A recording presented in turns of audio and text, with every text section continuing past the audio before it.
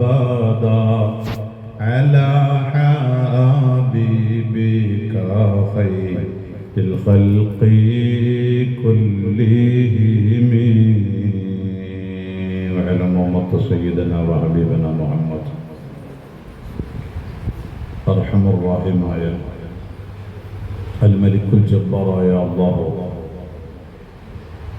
പരിശുദ്ധമായ റമദാൻ ശരീഫിലെ പവിത്രമായ നോമ്പ് അനുഷ്ഠിച്ചുകൊണ്ട് അല്ലാഹുവിൻ്റെ മഹത്തായ ദീന് പഠിക്കാൻ വേണ്ടി ഒത്തൊരുമിച്ച് കൂടിയതിനെ അല്ലാഹു നമ്മിൽ നിന്ന് സ്വീകരിക്കുമാറാവട്ടെ. ജീവിതത്തിൽ വന്നുപോയ എല്ലാ തെറ്റുകുറ്റങ്ങളും വിട്ടുപുറത്ത് മാഫാക്കി ശിഷ്ടകാല ജീവിതം അല്ലാഹുവിൻ്റെ ത്വാഅത്തിലാക്കി നമ്മെ അല്ലാഹു അനുഗ്രഹിക്കുമാറാവട്ടെ. രോഗങ്ങളുള്ളവരുണ്ട്, എല്ലാവർക്കും അല്ലാഹു ശിഫ നൽകട്ടെ. മരണപ്പെട്ടു പോയവർക്ക് അല്ലാഹു മഗ്ഫിറത്തും മർഹമത്തും നൽകി അനുഗ്രഹിക്കുമാറാവട്ടെ. ഇവിടെ ഒത്തുചേർന്നിട്ടുള്ള എല്ലാവർക്കും ജീവിതത്തിൽ ഒരുപാട് നന്മകൾ ചെയ്യാനുള്ള ഭാഗ്യം അല്ലാഹു തആല നൽകി അനുഗ്രഹിക്കുമാറാവട്ടെ. പവിത്രമായ റമദാൻ ശരീഫ് നാളെ മഹ്ശറ വൻസബീലെത്തുമ്പോൾ അനുകൂലമായി സാക്ഷി നിന്നു കഴിഞ്ഞാൽ പിന്നെ നമ്മൾ രക്ഷപ്പെടും. റമദാൻ എങ്ങാനും എതിരെ സാക്ഷി നിന്നാൽ, പ്രതികൂലമായാൽ, ലോകത്തിൻ്റെ നേതാവ് മുഹമ്മദ് റസൂലുള്ളാഹി സ്വല്ലല്ലാഹു അലൈഹി വസല്ലമ തങ്ങൾ പോലും ആ കേസ് പിന്നെ ഏറ്റെടുക്കൂല. അല്ലാഹു നമ്മെ അനുകൂലികളിൽ ചേർത്തി അനുഗ്രഹിക്കുമാറാവട്ടെ. പ്രതികൂലികളിൽ അല്ലാഹു തആല നമ്മെ ചേർത്താതിരിക്കുമാറാവട്ടെ. ബഹുമാനമുള്ള പണ്ഡിതന്മാർ, കാരണവന്മാർ, മാന്യ സഹോദര സഹോദരിമാരെ, ഉമ്മമാരെ, പരിശുദ്ധ റമദാനിൻ്റെ 17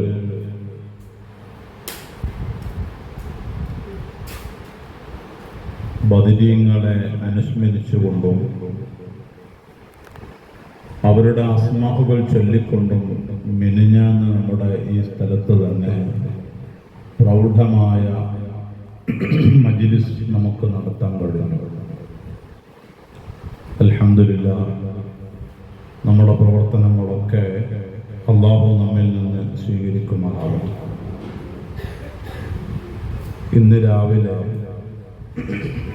മുക്കട്ടയിൽ നിന്ന് ഒരു ഉമ്മ വന്നിരുന്നു, പ്രായമുള്ള ഉമ്മ. തഅജീലുൽ ഫുത്തൂഹിലേക്ക് 313 രൂപയുമായിട്ടാണ് വന്നത്. ആ ഉമ്മയുടെ പ്രിയപ്പെട്ട മോള്, ആ മോൾക്ക് 4 മക്കളുണ്ട്. ഒരുപാടായി ശാരീരിക അസ്വസ്ഥതകളും മാനസിക പിരിമുറുക്കങ്ങളുമായി വിഷമിക്കുന്നു. അതിൽ നിന്ന് പലരെയും കാണിച്ചു, പല ട്രീറ്റ്മെൻറ്റുകളും ചെയ്തു. ഈ മജ്‌ലിസ് അറിഞ്ഞ് നേർച്ചയാക്കി വന്നതാണ്. അല്ലാഹ് 27-ാം രാവിന് നടക്കുന്ന തഅജീലുൽ ഫുത്തൂഹിലേക്ക് 313 നേർച്ചയാക്കിയിട്ടുണ്ട്. അല്ലാഹു ആ പ്രിയപ്പെട്ട സഹോദരികളെ എന്ത് രോഗമാണെങ്കിലും ആജിലായ ശിഫ അല്ലാഹു നൽകുമാറാവട്ടെ. പൈശാചികമായ ശർറുകളാണ് പിന്നിലെങ്കിൽ ബദരീങ്ങളെ കൊണ്ട് അല്ലാഹു ആ ശർറ് ബാത്തിലാക്കി കൊടുക്കട്ടെ. റാഹത്തുള്ള ജീവിതം അല്ലാഹു നൽകുമാറാവട്ടെ. ക്ലാസ് തുടങ്ങുന്നതിന് മുമ്പ് ധാരാളം ആളുകൾ കസേര വാങ്ങാൻ വേണ്ടി പൈസ കൊണ്ടുവന്നു. അൽഹംദുലില്ലാഹ്, അല്ലാഹു അതൊക്കെ കബൂലാക്കുമാറാവട്ടെ. അവരിൽ കടം വീടണം എന്ന് പറഞ്ഞവരുണ്ട്. ക്ലാസിൻ്റെ തൊട്ട് മുമ്പ് ഒരു സഹോദരൻ ഓടി വന്ന് ഒരു കവറിൽ 400 രൂപ ഇട്ട് ഇത് ഞങ്ങളെ വകയാണ്, നോക്കുമ്പോൾ ഒരു കസേരൻ്റെ ക്യാഷന് പാവപ്പെട്ട ഒരു സഹോദരന് പ്രത്യേകം ഖൈറിനും ബർക്കത്തിനും വേണ്ടി ദ്വാരക്കണം എന്ന് അറിയിച്ചിട്ടുണ്ട്. ആ പാവപ്പെട്ട കുടുംബവും നമ്മുടെ പദ്ധതിയാകുന്ന കസേര അതിലേക്ക് സഹായിച്ചു. അല്ലാഹു ഖൈറും ബർക്കത്തും നൽകുമാറാവട്ടെ. ഇന്ന് നാം ഇവിടെ ഇരുന്നു കൊണ്ട് കേൾക്കുന്ന ഈ കസേരകൾ നമ്മളെല്ലാം ചേർന്നുകൊണ്ട് വാങ്ങിയതാണ്. അന്തമാൻ ദ്വീപിൽ നിന്നുണ്ട് ഒരു കോള് വരുന്ന ഒരു ഹാജിയെ, ഉസ്താദേ കസേര വാങ്ങുന്നുണ്ടല്ലേ, ഇപ്പം എന്നെ കൊണ്ട് കഴിയാത്തോണ്ടാണ് പിന്നെ തരാറ്. അപ്പൊ യൂട്യൂബിൽ ഇങ്ങനെ പോയിട്ട് അതിങ്ങനെ കേട്ട് പലരും അറിയാം. നമുക്കിപ്പോ അവിടുന്ന് ഇവിടുന്നൊന്നും കിട്ടേണ്ട ആവശ്യമില്ല. നമ്മുടെ മഹലിൽ നിന്ന് തന്നെ നമ്മളൊന്ന് കരുതിയാൽ നമുക്ക് 300ഉം 500ഉം കസേര വാങ്ങാനുള്ള എല്ലാ സാമ്പത്തിക കഴിവുകളും അള്ളാഹുവിൻ്റെ തൗഫീഖ് കൊണ്ട് നമുക്ക് അള്ളാഹു തന്നിട്ടുണ്ട്. അൽഹംദുലില്ലാഹ്. അതിൽ നിന്ന് തന്നെയാണ് നമ്മൾ ഈ കാണുന്ന പ്രവർത്തനങ്ങളൊക്കെ ചെയ്യുന്നത്. ഇപ്പൊ നിങ്ങൾ കണ്ട ഈ കർട്ടൻ ഇങ്ങനെ വെച്ചത് വലിയ ഉപകാരമാണ്. സ്ത്രീകളൊക്കെ ക്ലാസ്സിനും ബദിരിയക്കും ഒക്കെ വന്നിരിക്കുമ്പോൾ പുരുഷന്മാര് അപ്പുറത്തെ തൊടുവിലൂടെ ഇങ്ങനെ വരണം മജ്‌ലിസിൽ. കാരണം ഇടകലരണ്ടാന്ന് കരുതി. ഇപ്പൊ ഈ കർട്ടൻ വന്നതോടുകൂടെ അതിനൊരു പരിഹാരമാണ്. അള്ളാഹു അതിനൊക്കെ സഹായിച്ചവർക്കും സഹകരിച്ചവർക്കൊക്കെ അർഹമായ പ്രതിഫലം 2 ലോകത്തും അള്ളാഹു നൽകി അനുഗ്രഹിക്കുമാറാവട്ടെ. വിശുദ്ധമായ റമദാനു ശരീഫിലെ സ്പെഷ്യൽ ക്ലാസ് എല്ലാ ബുധനാഴ്ചകളിലും. ഇന്ന് മാത്രമാണ് ചേഞ്ച് വ്യാഴാഴ്ചയിലേക്ക് മാറിയത്. ഇൻഷാ അല്ലാഹ് ഇനി ഒരു ബുധനാഴ്ച കൂടി നമുക്ക് ക്ലാസ് ഉണ്ടാവുള്ളൂ. അത് കഴിഞ്ഞാൽ പിന്നെ പെരുന്നാളും 27-ാം രാവും അങ്ങനെയാണ് പോകും. പിന്നെ റമദാനു ശരീഫ് കഴിഞ്ഞാലും മാസത്തിൽ 2 തവണ നിങ്ങളൊക്കെ ഇവിടെ വരുന്നുണ്ട്. തഅജീലുൽ ഫുതൂഹിനും മഹ്ളറത്തുൽ ബദരിയക്കും. അൽഹംദുലില്ലാഹ് രണ്ടും വളരെ പ്രൗഢിയോടെ വലിയ ഫലത്തോടുകൂടെ നടന്നു വരുന്നുണ്ട്. അള്ളാഹു അത് ഖിയാമം വരെ നിലനിർത്തി തരുമാറാവട്ടെ.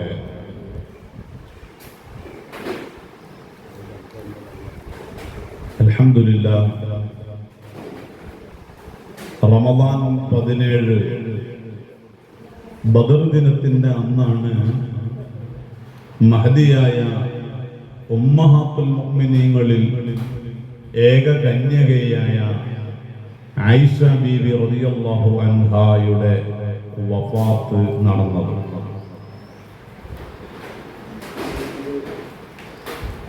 നമ്മുടെ റമദാനിലെ ക്ലാസ്സിൽ ഓരോ മഹിളകളെയും ചർച്ച ചെയ്തുകൊണ്ടാണ് നമ്മൾ മുന്നോട്ട് പോകുന്നത്. ഇൻഷാ അല്ലാഹ് അല്ലാഹുവിൻ്റെ തൗഫീഖ് ഉണ്ടെങ്കിൽ അടുത്ത ക്ലാസ്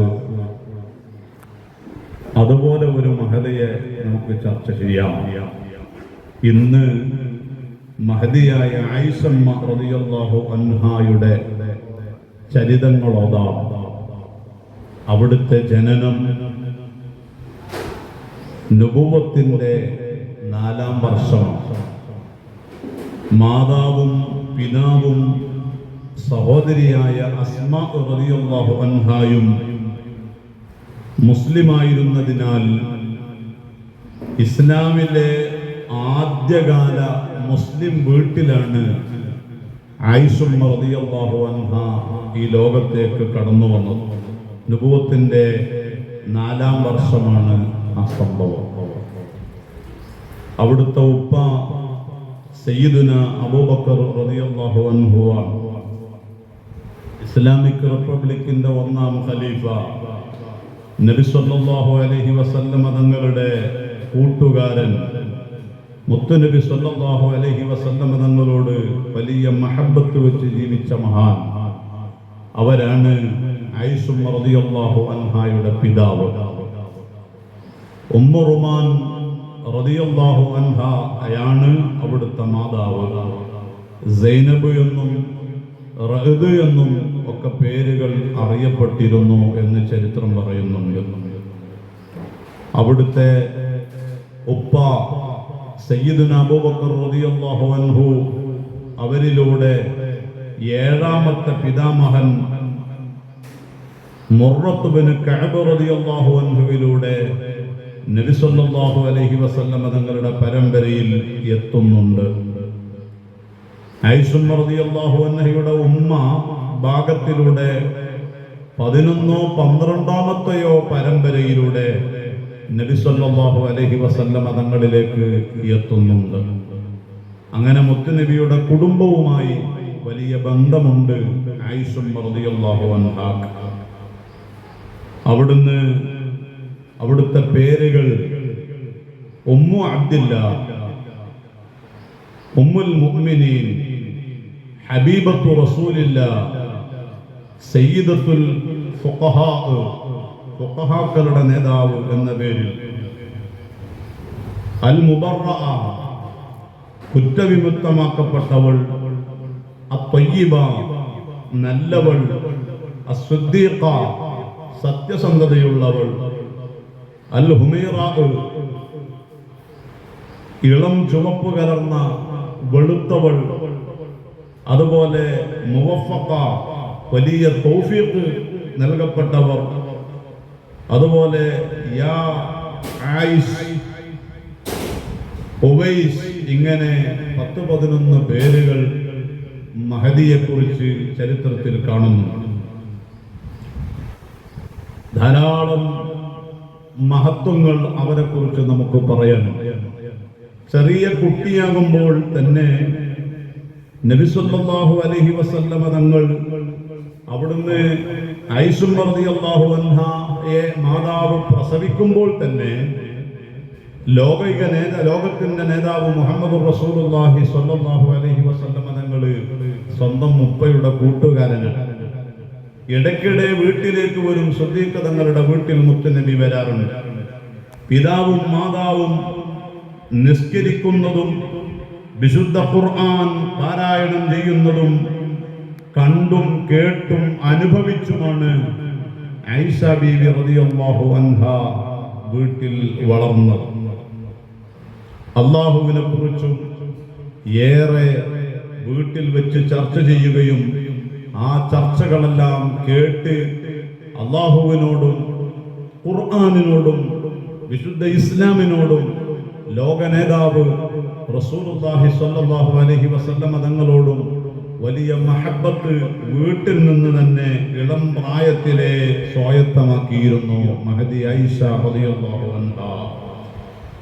ഏത് സാഹചര്യത്തിലാണോ കുട്ടികൾ വളരുന്നതെങ്കിൽ ആ സാഹചര്യത്തിനനുസരിച്ചായിരിക്കും കുട്ടികളുടെ വളർച്ച, അവരുടെ ഭാവി ജീവിതം. നബി സല്ലല്ലാഹു അലൈഹി വസല്ലമ തങ്ങൾ പഠിപ്പിച്ച ഹദീസ് അവിടെ അടിവരയിടേണ്ടതാണ്. കുല്ലു മൗലൂദിൻ യൂലദു അലൽ ഫിത്ര, എല്ലാ കുട്ടികളും എല്ലാം സ്വീകരിക്കാൻ പറ്റത്തക്ക രൂപത്തിലാണ് ലോകത്തേക്ക് പ്രസവിക്കപ്പെടുന്നത്.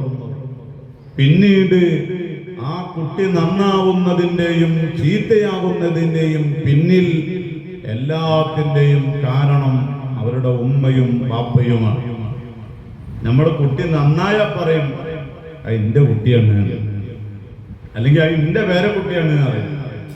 കുട്ടി കേടെന്നാ പറയും, അത് പറഞ്ഞിട്ട് കാര്യമില്ല, തള്ളന്റെ കുട്ടിയല്ലേ. അങ്ങനെയല്ല, മറിച്ച് ഉമ്മയും ബാപ്പയും തുല്യരാണ്. ബാപ്പ ഗൾഫിലാകുമ്പോ പിന്നെ അങ്ങനെ പറയാം, ഞാൻ ഗൾഫിലായിരുന്നു, എന്റെ പെണ്ണുങ്ങളെടുത്ത് എന്റെ കുട്ടീന്ന്. ഒന്നിച്ചുണ്ടാകുമ്പോ രണ്ടുപേരും അതിന് തുല്യരാണ്. വീട്ടിലെ സാഹചര്യം അത് വലിയ മർമ്മപ്രധാനമാണ്. നമ്മൾ ഈ ആയിഷ റളിയല്ലാഹു അൻഹയെ ചർച്ച ചെയ്യുമ്പോൾ, ചരിത്രങ്ങൾ പറയുമ്പോൾ, അവരെ അയവിറക്കുമ്പോൾ അതിലെല്ലാം നമുക്ക് കൃത്യമായ ഗുണപാഠങ്ങളുണ്ട്. മഹദിയായ ആയിഷ ബീവി റളിയല്ലാഹു അൻഹയുടെ കുട്ടിക്കാലത്ത് തന്നെ ആ വീട്ടിൽ ആത്മീയ അന്തരീക്ഷമായിരുന്നു എന്നതാണ് സത്യം. എപ്പോഴും നല്ല ചിന്തയിലായിരുന്നു ആയിഷ റളിയല്ലാഹു അൻഹ കുട്ടിക്കാലത്ത്. ആയിഷ ബീബി റളിയല്ലാഹു അൻഹായെ സംബന്ധിച്ച് കാണാം, ചെറിയ കുട്ടിയാകുമ്പോ കളിക്കാൻ നല്ല ഇഷ്ടമായിരുന്നു. കളിക്കാൻ ഭയങ്കര ഇഷ്ടമായിരുന്നു. ആയിഷ ബീവിയുടെ ചരിത്രത്തില് കളികളുടെ കൂട്ടത്തിൽ ഏറ്റവും ഇഷ്ടമുള്ള കളി ഏതാ? ഊഞ്ഞാലാടലായിരുന്നു. ഊഞ്ഞാലാട. ആ ആടലായിരുന്നു കൂടുതൽ ഇഷ്ടം. അതോടൊപ്പം നല്ല ഈ എന്തായാലും പറയാം, നമ്മള് ബൊമ്മക്കുട്ടികളുടെ കളിക്കൂലേ, പെൺകുട്ടികളുടെ കളി അങ്ങനെയൊക്കെ. ഓലിങ്ങനെ കുട്ടികൾക്ക് ഇങ്ങനെ പാലെടുത്തിട്ട് ഇങ്ങനെ താരാട്ട് പാടിയിട്ടും ഓരങ്ങനെ ഒരു തുണി കൊണ്ട് ഇങ്ങനെ ചെറിയ ഷാളുകൊണ്ട് ഇങ്ങനെ മരത്തിന്റെ ചില്ലയിൽ ഇങ്ങനെ ഒരു ഊഞ്ഞാലുണ്ടാക്കിയിട്ട് കുട്ടിനെ കടത്തിയിട്ടും എന്റെ കുട്ടിയാണ്, ആ കുട്ടിക്ക് പാല് കൊടുത്തിട്ടും താരാട്ട് പാട്ടിയിട്ടും ഇങ്ങനെയൊക്കെയാണ് കുട്ടികളെ കളി ഉണ്ടാവും. പ്രധാന കളി ഇത് രണ്ടുമാണ്. കളിപ്പട്ടം കൊണ്ടുള്ള കളി, കളിപ്പാട്ടം കൊണ്ട് കളിക്കുക, ഊഞ്ഞാലാട, ഇത് എപ്പോഴും ഭയങ്കര ഇഷ്ടമായിരുന്നു. ഇങ്ങനെ കളിച്ചുകൊണ്ടിരിക്കുന്ന സമയത്ത് പലപ്പോഴും ആ വീട്ടിലേക്ക് ഉപ്പാന്റെ കൂട്ടുകാരനാകുന്ന മുഹമ്മദ് റസൂലുള്ളാഹി സ്വല്ലല്ലാഹു അലൈഹി വസല്ലമ തങ്ങൾ വരാറുണ്ട്. വരുമ്പോഴൊക്കെ ഈ കുഞ്ഞു കുട്ടി, ചെറിയ മോളല്ലേ, ചെറിയ കുട്ടിയല്ലേ, ആ കുട്ടി മുത്തുനബി വരുമ്പോഴേക്ക് അകത്തേക്ക് ഓടും. നമ്മളെ കുട്ടിയാളോ അകത്തേക്ക് ഓടും. എന്തിനാ ഓടുന്നത്? നാണം കൊണ്ട്, ഹയാ കൊണ്ട് അകത്തേക്ക് ഓടാൻ. അങ്ങനെ മുത്തുനബി സല്ലല്ലാഹു അലൈഹി വസല്ലം തങ്ങള് വീട്ടിലേക്ക് വരുമ്പോഴൊക്കെ ലജ്ജ കാരണം വീട്ടിന്റെ അകത്തേക്ക് ഓടാറുണ്ട്. ഒരു ദിവസം ചോദിച്ചു മുത്തുനബി സല്ലല്ലാഹു അലൈഹി വസല്ലം തങ്ങൾ വന്നപ്പോ, ആയിഷ ബീവി ചെറിയ മോളല്ലേ, ആയിഷ ഓടാൻ. എന്ത് ആയിഷ ഇങ്ങനെ ഓടണത്? ചെറിയ മോളല്ലേ, അവിടെ ഇന്ന് കളിച്ചോ? ആ സംസാരത്തിന് മറുപടി ഒന്നും പറയാതെ തലയിങ്ങനെ താഴ്ത്തിയിട്ട് ഹയായോടുകൂടെ ലജ്ജയോടുകൂടെ വീട്ടിനകത്തേക്ക് ഓടി എന്നാണ് ചരിത്രം പറയുന്നത്. അത്രയും നാണം. ഒരു പെണ്ണിനെ സംബന്ധിച്ചിടത്തോളം ആ പെണ്ണിന്റെ ഏറ്റവും വലിയ സൗന്ദര്യം എന്താണ്? നിറാണോ? നിറല്ല. തടിയാണോ? അല്ല. സമ്പത്താണോ? അല്ല. പിന്നെയോ, ഒരു പെണ്ണിന്റെ ഏറ്റവും നല്ല സൗന്ദര്യം ഹയാ ആണ്, ലജ്ജയാണ്. ഒരന്യാണ് മുന്നിൽ ഇങ്ങനെ നിൽക്കുമ്പോ, നമ്മൾ ആണും സംസാരിക്കും പോലെ, ഫേസ് ടു ഫേസ് നിൽക്കും പോലെ ഒരു പെണ്ണിന് നിൽക്കാൻ കഴിയുന്നുണ്ട് എങ്കിൽ ആ പെണ്ണ് ഭംഗിയില്ലാത്തവളാണ്. അന്യാണ് മുന്നിൽ നിന്ന് സംസാരിക്കുമ്പോൾ വീട്ടിലേക്ക് പലരും വരും. ഭർത്താവിന്റെ കൂട്ടുകാര് വരും, കുടുംബക്കാര് വരും, നാട്ടുകാര് വരും. അപ്പോഴൊക്കെ ഒരു ലജ്ജയോടുകൂടെ സംസാരിക്കുന്നുണ്ടോ, അവിടെ നല്ല സൗന്ദര്യവതിയായി. അതാണ് സൗന്ദര്യം, പെണ്ണിന്റെ സൗന്ദര്യം ഹയ, ലജ്ജയാണ്. അതല്ലാതെ നേരെ മുന്നിലേക്ക് നിന്ന് സംസാരിക്കുക ഒരിക്കലും പാടില്ല. എപ്പോഴും ഒരു ഹയ കീപ്പ് ചെയ്തുകൊണ്ടാവണം നമ്മുടെ സംസാരം. ഈ ചെറിയ കുഞ്ഞുകുട്ടി എന്തുകൊണ്ട് തല താഴ്ത്തിയിട്ട് ഓടി അല്ലേ? ഇന്നത്തെ കാലം കുട്ടികളോടൊക്കെ എന്തെങ്കിലും ചോദിച്ചു കഴിഞ്ഞാൽ സുബ്ഹാനല്ലാഹ് മറുപടി ഇല്ലാതെ ഓടുകയാണെങ്കിൽ ആ കുട്ടിക്ക് എന്തോ തകരാറുണ്ടെന്ന് നമ്മൾ പറയുള്ളൂ. കാരണം മറുപടി ഇങ്ങോട്ട് നമ്മൾ അങ്ങോട്ട് കൊടുക്കുമ്പോഴേക്ക് തള്ളു എന്ന് പറയുന്ന കാലാണ്. എന്നാലും ഞാൻ പറഞ്ഞില്ലേ, ആവർത്തിക്കണില്ല. എന്തെങ്കിലും പറയുമ്പോഴേക്ക് തള്ളു എന്ന് പറയുന്ന കാലം ഇല്ലടാ, തള്ളല്ലേ, അവനക്ക് ഇതന്നെ ഒരു തള്ളാണ്. അപ്പൊ അങ്ങനത്തെ കാലാണ്. കുട്ടികൾ പെട്ടെന്ന് പ്രതികരിക്കും, പ്രതികരണ ശേഷി നല്ലോണമുണ്ട്. എങ്കിൽ ഈ പെൺകുട്ടി ആയിഷ എന്ന് പറയുന്ന കുഞ്ഞു കുട്ടി ഒന്നും മിണ്ടാതെ തല ഇങ്ങനെ താഴ്ത്തിയിട്ട് അകത്തേക്ക് ഓടി. കൊച്ചുമോള് ഹയാ ആയിരുന്നു ജീവിതത്തിൽ. അതിന്റെ കാരണം എന്താണ്? ജന്മന ഹയാ ഇങ്ങനെ ഉണ്ടാവണതല്ലല്ലോ. ഉപ്പയും ഉമ്മയുടെയും ജീവിതത്തിന്റെ വിശുദ്ധിയാണ്. ഉമ്മയും ഉപ്പയും എങ്ങനെ വീട്ടിനകത്ത് സംസാരം, അവരെ ഇടപഴകൽ, അവരുടെ ഇടപെടലുകൾ, അവരുടെ സ്വഭാവങ്ങൾ, അവരുടെ സംസാരങ്ങൾ, അവരയൽവാസികളെ കുറിച്ച് വീട്ടിനകത്ത് പറയുന്നത്, കുടുംബങ്ങളെ കുറിച്ച് വീട്ടിനകത്ത് പറയും. നമ്മളിപ്പോ പലപ്പോഴും ശ്രദ്ധിക്കൂല. നമ്മൾ ഒരു കല്യാണം കഴിഞ്ഞാൽ ഏതെങ്കിലും ഒരു തക്കാരത്തിന് പോയി വന്നാൽ നമുക്ക് കുറച്ച് നിരൂപിക്കാണ്ട് അല്ലേ? നിരൂപിക്കല്ലേ? എന്നാ നിരൂപിക്കാൻ അല്ലെങ്കിൽ അവലോകനം നടത്താൻ. തക്കാരൊക്കെ അവിടെ കിടക്കട്ടെ. ഇന്നത്തെ ക്ലാസ് എന്താ ക്ലാസ്? എന്താ പോകും പറഞ്ഞേ അല്ലേ? ആ കാക്കാരൊക്കെ വെറുതെ വന്നിരിക്കണം. നിങ്ങളെ പറ്റിയൊക്കെ പെണ്ണുങ്ങൾ പറയുന്നുണ്ടാവും. ചുസിനുണ്ട സാധനങ്ങൾ അല്ലാഹുത്താല നമുക്കൊക്കെ ഹൈറും സന്തോഷവും നൽകട്ടെ. ഞാൻ തമാശ പറഞ്ഞതാണ്. അപ്പൊ നമ്മൾ അവലോകനം നടത്തും. ആ അവലോകനങ്ങളിൽ നമ്മളെപ്പോഴും നന്മകൾ പറയണം. ഇന്നത്തെ കല്യാണം നല്ല കല്യാണമായില്ലേ? അത് മാത്രം പറഞ്ഞേക്കാം. പ്രത്യേകിച്ച് നമ്മളെ മക്കൾ കേൾക്കുന്നുണ്ടെങ്കിൽ, നമ്മളെ പേരക്കുട്ടികൾ കേൾക്കുന്നുണ്ടെങ്കിൽ ഒരാളെ കുറ്റവോടെ പറയണ്ട. ആ കുട്ടി അത് കേട്ടാണ് വളരുന്നത്. നന്മകൾ പറയാനുള്ള ഒരു അവസരം നമ്മൾ ഉണ്ടാക്കുക. ഇനി ആരെങ്കിലും നിർബന്ധത്തോടുകൂടെ ഇങ്ങനെ പറയുന്നത് കേട്ടിരിക്കല്ലാതെ മറ്റു നിർവാഹമില്ലെങ്കിൽ ഉണ്ടാതിരിക്കന്നെ. അല്ലാതെ എന്നാലും കുട്ടി പറയില്ലേ, എന്റെ ഉപ്പാന്റെ മുമ്പിൽ ആരെങ്കിലും എന്തെങ്കിലും പറയുമ്പോൾ എന്റെ ഉപ്പ കൂടിക്കൊടുക്കലില്ല, എന്റെ ഉപ്പ മൗനിയായി ഇങ്ങനെ നിൽക്കലാണ്, അത് പറയില്ല. അതൊരു നന്മയല്ലേ? തിന്മകളോട് കൂട്ടു നിൽക്കാത്ത ഉപ്പയാണെന്ന് പറയുന്നത് ഒരു നന്മയല്ലേ? തെറ്റുകളും കുറ്റങ്ങളും പറയുമ്പോ എന്റെ ഉമ്മയൊന്നും കേട്ട് കേൾക്കലില്ല എന്ന് എന്റെ കുട്ടി പറയുന്നുണ്ടെങ്കിൽ, എന്റെ കുട്ടിന്റെ മുന്നിൽ എന്റെ ഉമ്മ എത്ര വലിയ സ്ഥാനമുള്ളവരാണ്, ഇസ്സത്തുള്ളവരാണ്. അപ്പൊ വീട്ടിലെ സാഹചര്യത്തിനനുസരിച്ചാണ് മക്കൾക്കും ബഹുമാനവും സ്നേഹവും പ്രതിബദ്ധതയും ഒക്കെ ഉണ്ടാവുകയുള്ളൂ എന്ന് സാന്ദർഭികമായി പറയാതിരിക്കാൻ നമുക്ക് നിർവാഹമില്ല. അള്ളാഹു നമ്മുടെയും ജീവിതത്തിൽ, നമ്മുടെ മക്കളുടെ ജീവിതത്തിൽ ഇങ്ങനെ ഒരു ഹയാവും ഒരു പ്രത്യേകമായ അദബും മഹദി ആയിഷ റളിയല്ലാഹു അൻഹായുടെ ബർക്കത്തുകൊണ്ട് അല്ലാഹു നമുക്ക് നൽകുമാറാവട്ടെ. കൊച്ചുകുട്ടിയാവുമ്പോ തലതായിത്തീറ്റുണ്ട് ഓടുകയാണ്. ഒരിക്കല് ഹബീബായ നബി സല്ലല്ലാഹു അലൈഹി വസല്ലം തങ്ങൾ വീട്ടിലേക്ക് വരുമ്പോ ഈ കളിപ്പാട്ടങ്ങളെ കൊണ്ട് ഇങ്ങനെ കളിക്കുകയാണ്. മൃഗങ്ങള്, ചെറിയ കുട്ടികള്, അങ്ങനെയുള്ള കളിപ്പാട്ടങ്ങൾ ഉണ്ടാവും. അപ്പൊ ഈ കളിപ്പാട്ടങ്ങളെ കൂട്ടത്തില് ആൺകുട്ടികൾക്ക് ഇഷ്ടം ബൊമ്മക്കുട്ടി ആവില്ല. ശ്രദ്ധിച്ചു നമ്മള്? ഏതേ കാരണം ഏതേ കാരണം പടക്കോ, അങ്ങനെ പടക്കത്തിൽ വെച്ച വണ്ടി കാരണം ഓലിങ്ങനെ കിട്ടണ. നമ്മള് വാപ്പാടെ പോയിരുന്ന തലയിൽ കെട്ടുന്ന മേലെ കൊടുക്കണം. നമ്മള് കാര്യപ്പെട്ട ചർച്ചകാരം അപ്പൊ ഉണ്ടാകുന്ന. അപ്പൊ പെണ്ണുങ്ങളെ വെച്ചൊരു കാര്യം പറയല്ലേ, ഞാൻ ഓനോന്റെ റോഡാണല്ല, ഓനെ മുന്നിൽ കാണുന്നതൊക്കെ തന്നെയാണ് റോഡാണ്. ഓൻക്കറിയാം ഇതിവിടെ വണ്ടി പോകൂല, എന്നാലും നമ്മിങ്ങനെ വണ്ടി ഓടും. ആൺകുട്ടികൾ അങ്ങനെ വണ്ടിപ്രിയരൻ, പെൺകുട്ടികൾ അങ്ങനെ ഉണ്ടാവില്ല, വളരെ കുറവായിരിക്കും. ഓൽക്ക് ബൊമ്മക്കുട്ടി, കുതിരക്കുട്ടി, പോത്തുംകുട്ടി, അങ്ങനെയുള്ള ചില സംഗതികൾ ഇങ്ങനെ ബൊമ്മക്കുട്ടികളെ. ആയിഷ ബീവി റളിയല്ലാഹു അൻഹാക്ക് അങ്ങനെയുണ്ട്, ചെറിയ കുതിരക്കുട്ടി, അങ്ങനെയുള്ള ബൊമ്മക്കുട്ടികളൊക്കെ ഉണ്ടായിരുന്നു.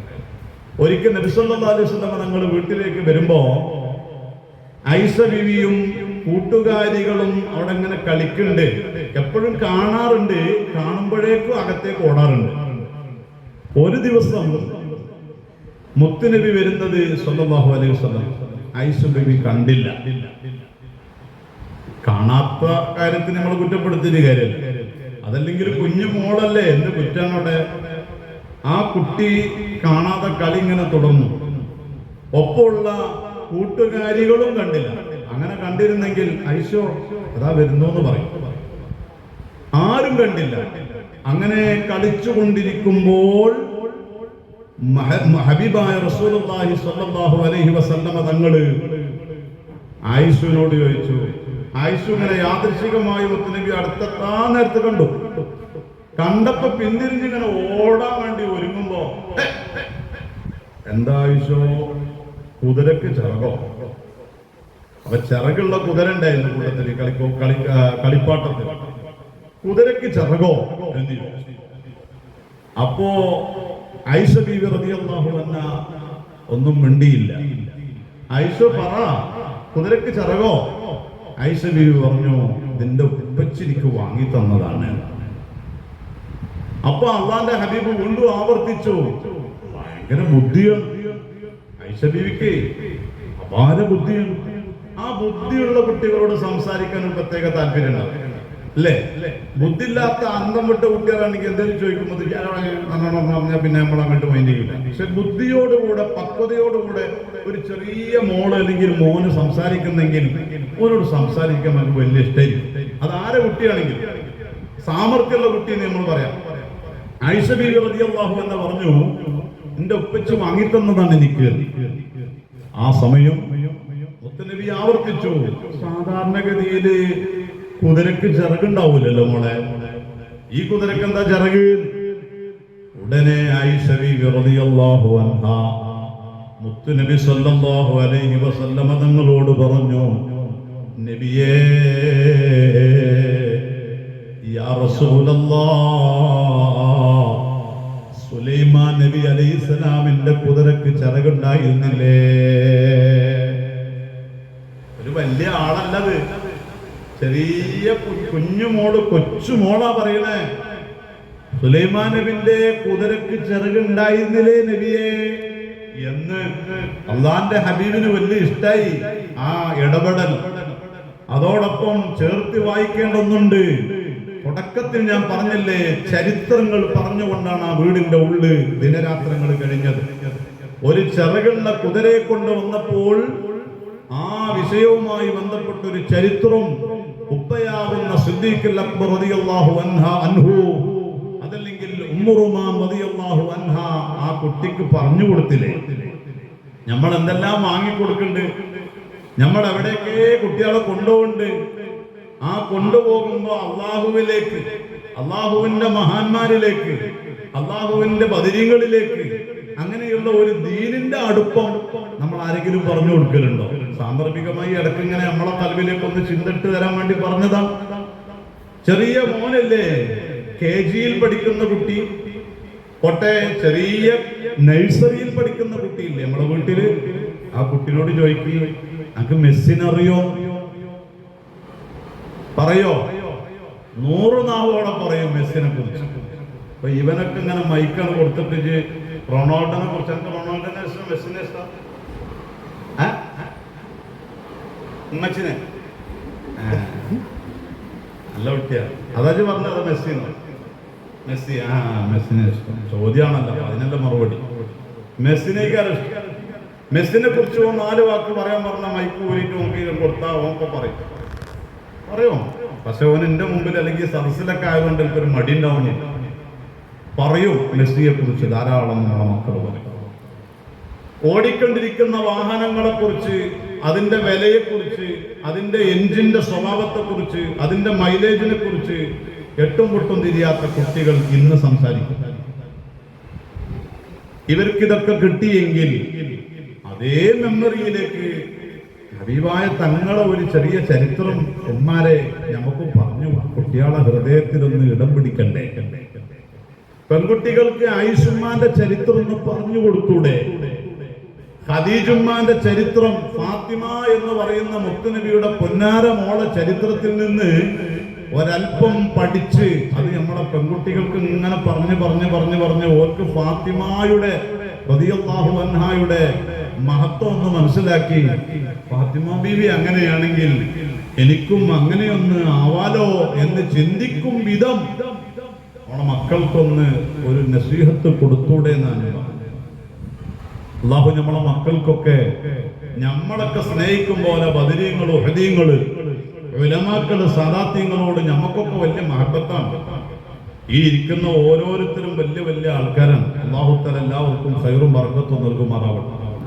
നമ്മുടെ സുലൈഹ് ഉസ്താദിന്റെ ദർസില് ഒരു മുത്തഅല്ലിമ് വരുമ്പോ ഭക്ഷണം എവിടെയില്ലെങ്കിൽ ഇന്റെ അടുത്തേക്ക് പറഞ്ഞയച്ചോളി എന്ന് പറയുന്ന ആൾക്കാരാണ് ഇരിക്കുന്നത്. അത്ര മഹബത്ത് ഉലമാക്കളോട് മുത്തഅല്ലിമീങ്ങളോടുണ്ട്. ഞാനറിയും, നേരിട്ട് അറിയും പലരെയും. അതുപോലെ ഉസ്താദെ, ഞാനൊരു കാലത്ത് നല്ലോണം അധ്വാനിച്ചിരുന്നു. ആ അധ്വാനങ്ങളൊക്കെ ദർസിന് വേണ്ടി, പള്ളിക്ക് വേണ്ടി നല്ലോണം കൊടുത്തിരുന്നു എന്ന് പറഞ്ഞ ആൾക്കാരൊക്കെ ഇവിടെ ഇരിക്കുന്നുണ്ട്. അല്ലാഹു ഓർക്കൊക്കെ ആഫിയത്തും ദീർഘായുസ്സും നൽകുമാറാവട്ടെ. അവരെ വിഷമങ്ങള്, രോഗങ്ങളൊക്കെ അല്ലാഹു ശിഫയാക്കി കൊടുക്കുമാറാവട്ടെ.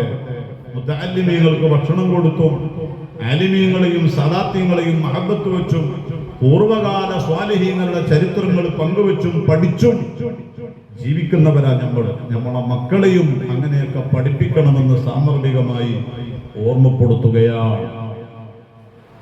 പൂർണ്ണമായി ഇസ്ലാമിക അന്തരീക്ഷത്തിലായിരുന്നു ആയിഷ ബീബി റളിയല്ലാഹു അൻഹായുടെ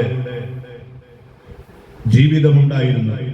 മഹദിയുടെ ബർക്കത്ത് കൊണ്ട് അല്ലാഹു സുബ്ഹാനഹു വ തആല നമുക്കും നമ്മുടെ മക്കൾക്കും ഒരുപാട് നന്മകൾ, ഖൈറുകൾ അല്ലാഹു നൽകി അനുഗ്രഹിക്കുമാറാവട്ടെ. നിങ്ങൾ നോക്കൂ, അങ്ങനെയുള്ള ആയിഷ ബീബി റളിയല്ലാഹു അൻഹായെ ഹബീബായ നബി സല്ലല്ലാഹു അലൈഹി വസല്ലമ തങ്ങൾ വിവാഹം അന്വേഷിക്കുന്നത് ഇമാം ബുഖാരി, മുസ്ലിം റളിയല്ലാഹു അൻഹുമ റിപ്പോർട്ട് ചെയ്ത ഹദീസിൽ കാണാം. ആയിഷ ബീവി തന്നെ പറയാൻ, നബി സല്ലല്ലാഹു അലൈഹി വസല്ലമ തങ്ങൾ എന്നോട് പറഞ്ഞു, ചെറിയ പ്രായത്തിലാ കല്യാണം, അറിയില്ലേ, 6 അല്ലെങ്കിൽ 7 ഈ പ്രായത്തിലാ ആയിഷമ്മാനെ നിക്കാഹ് കഴിയുന്നത്. അങ്ങനെയുള്ള ആയിഷമ്മ എന്റെ കല്യാണത്തിന്റെ രഹസ്യം എന്താണെന്ന് ചോദിക്കൂലേ മുത്തുനബിയോട്? മുത്തുനബി പറയൂലേ? പറയുന്നതല്ലേ ആയിഷ ബീബി റിപ്പോർട്ട് പറയുന്നത് അവിടുന്ന് പറഞ്ഞു, എന്നോട് കരളിന്റെ കഷ്ണമായ ഹബീബ് സല്ലല്ലാഹു അലൈഹി വസല്ലമ തങ്ങൾ പറഞ്ഞു, 3 രാത്രി നിന്നെ എനിക്ക് സ്വപ്നത്തിൽ കാണിച്ചു തന്നിട്ടുണ്ടോ? നല്ല ഒരു പട്ടു കഷ്ണത്തിൽ ഒരു മലക്ക് നിന്നെ കൊണ്ടുവന്ന് എന്നോട് പറഞ്ഞു, ഹാദിഹി ഇംറഅതുക, നബിയേ ഇത് നിങ്ങളുടെ ഭാര്യയാണ്, ഇത് നിങ്ങളുടെ ഭാര്യയാണ്. അങ്ങനെ 3 രാത്രിയിലാണ് ഒരേ സ്വപ്നം ഞാൻ കാണുന്നത്.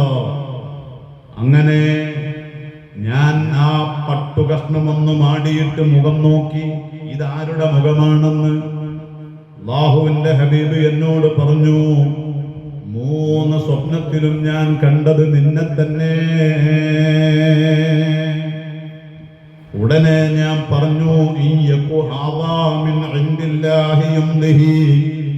അതെ, ഈ സ്വപ്നം അല്ലാഹുവിൽ നിന്നുള്ള ഭാഗ്യമാണെങ്കിൽ, അല്ലാഹുവിൽ നിന്നുള്ള തീരുമാനമാണെങ്കിൽ അതങ്ങ് നടക്കട്ടെ,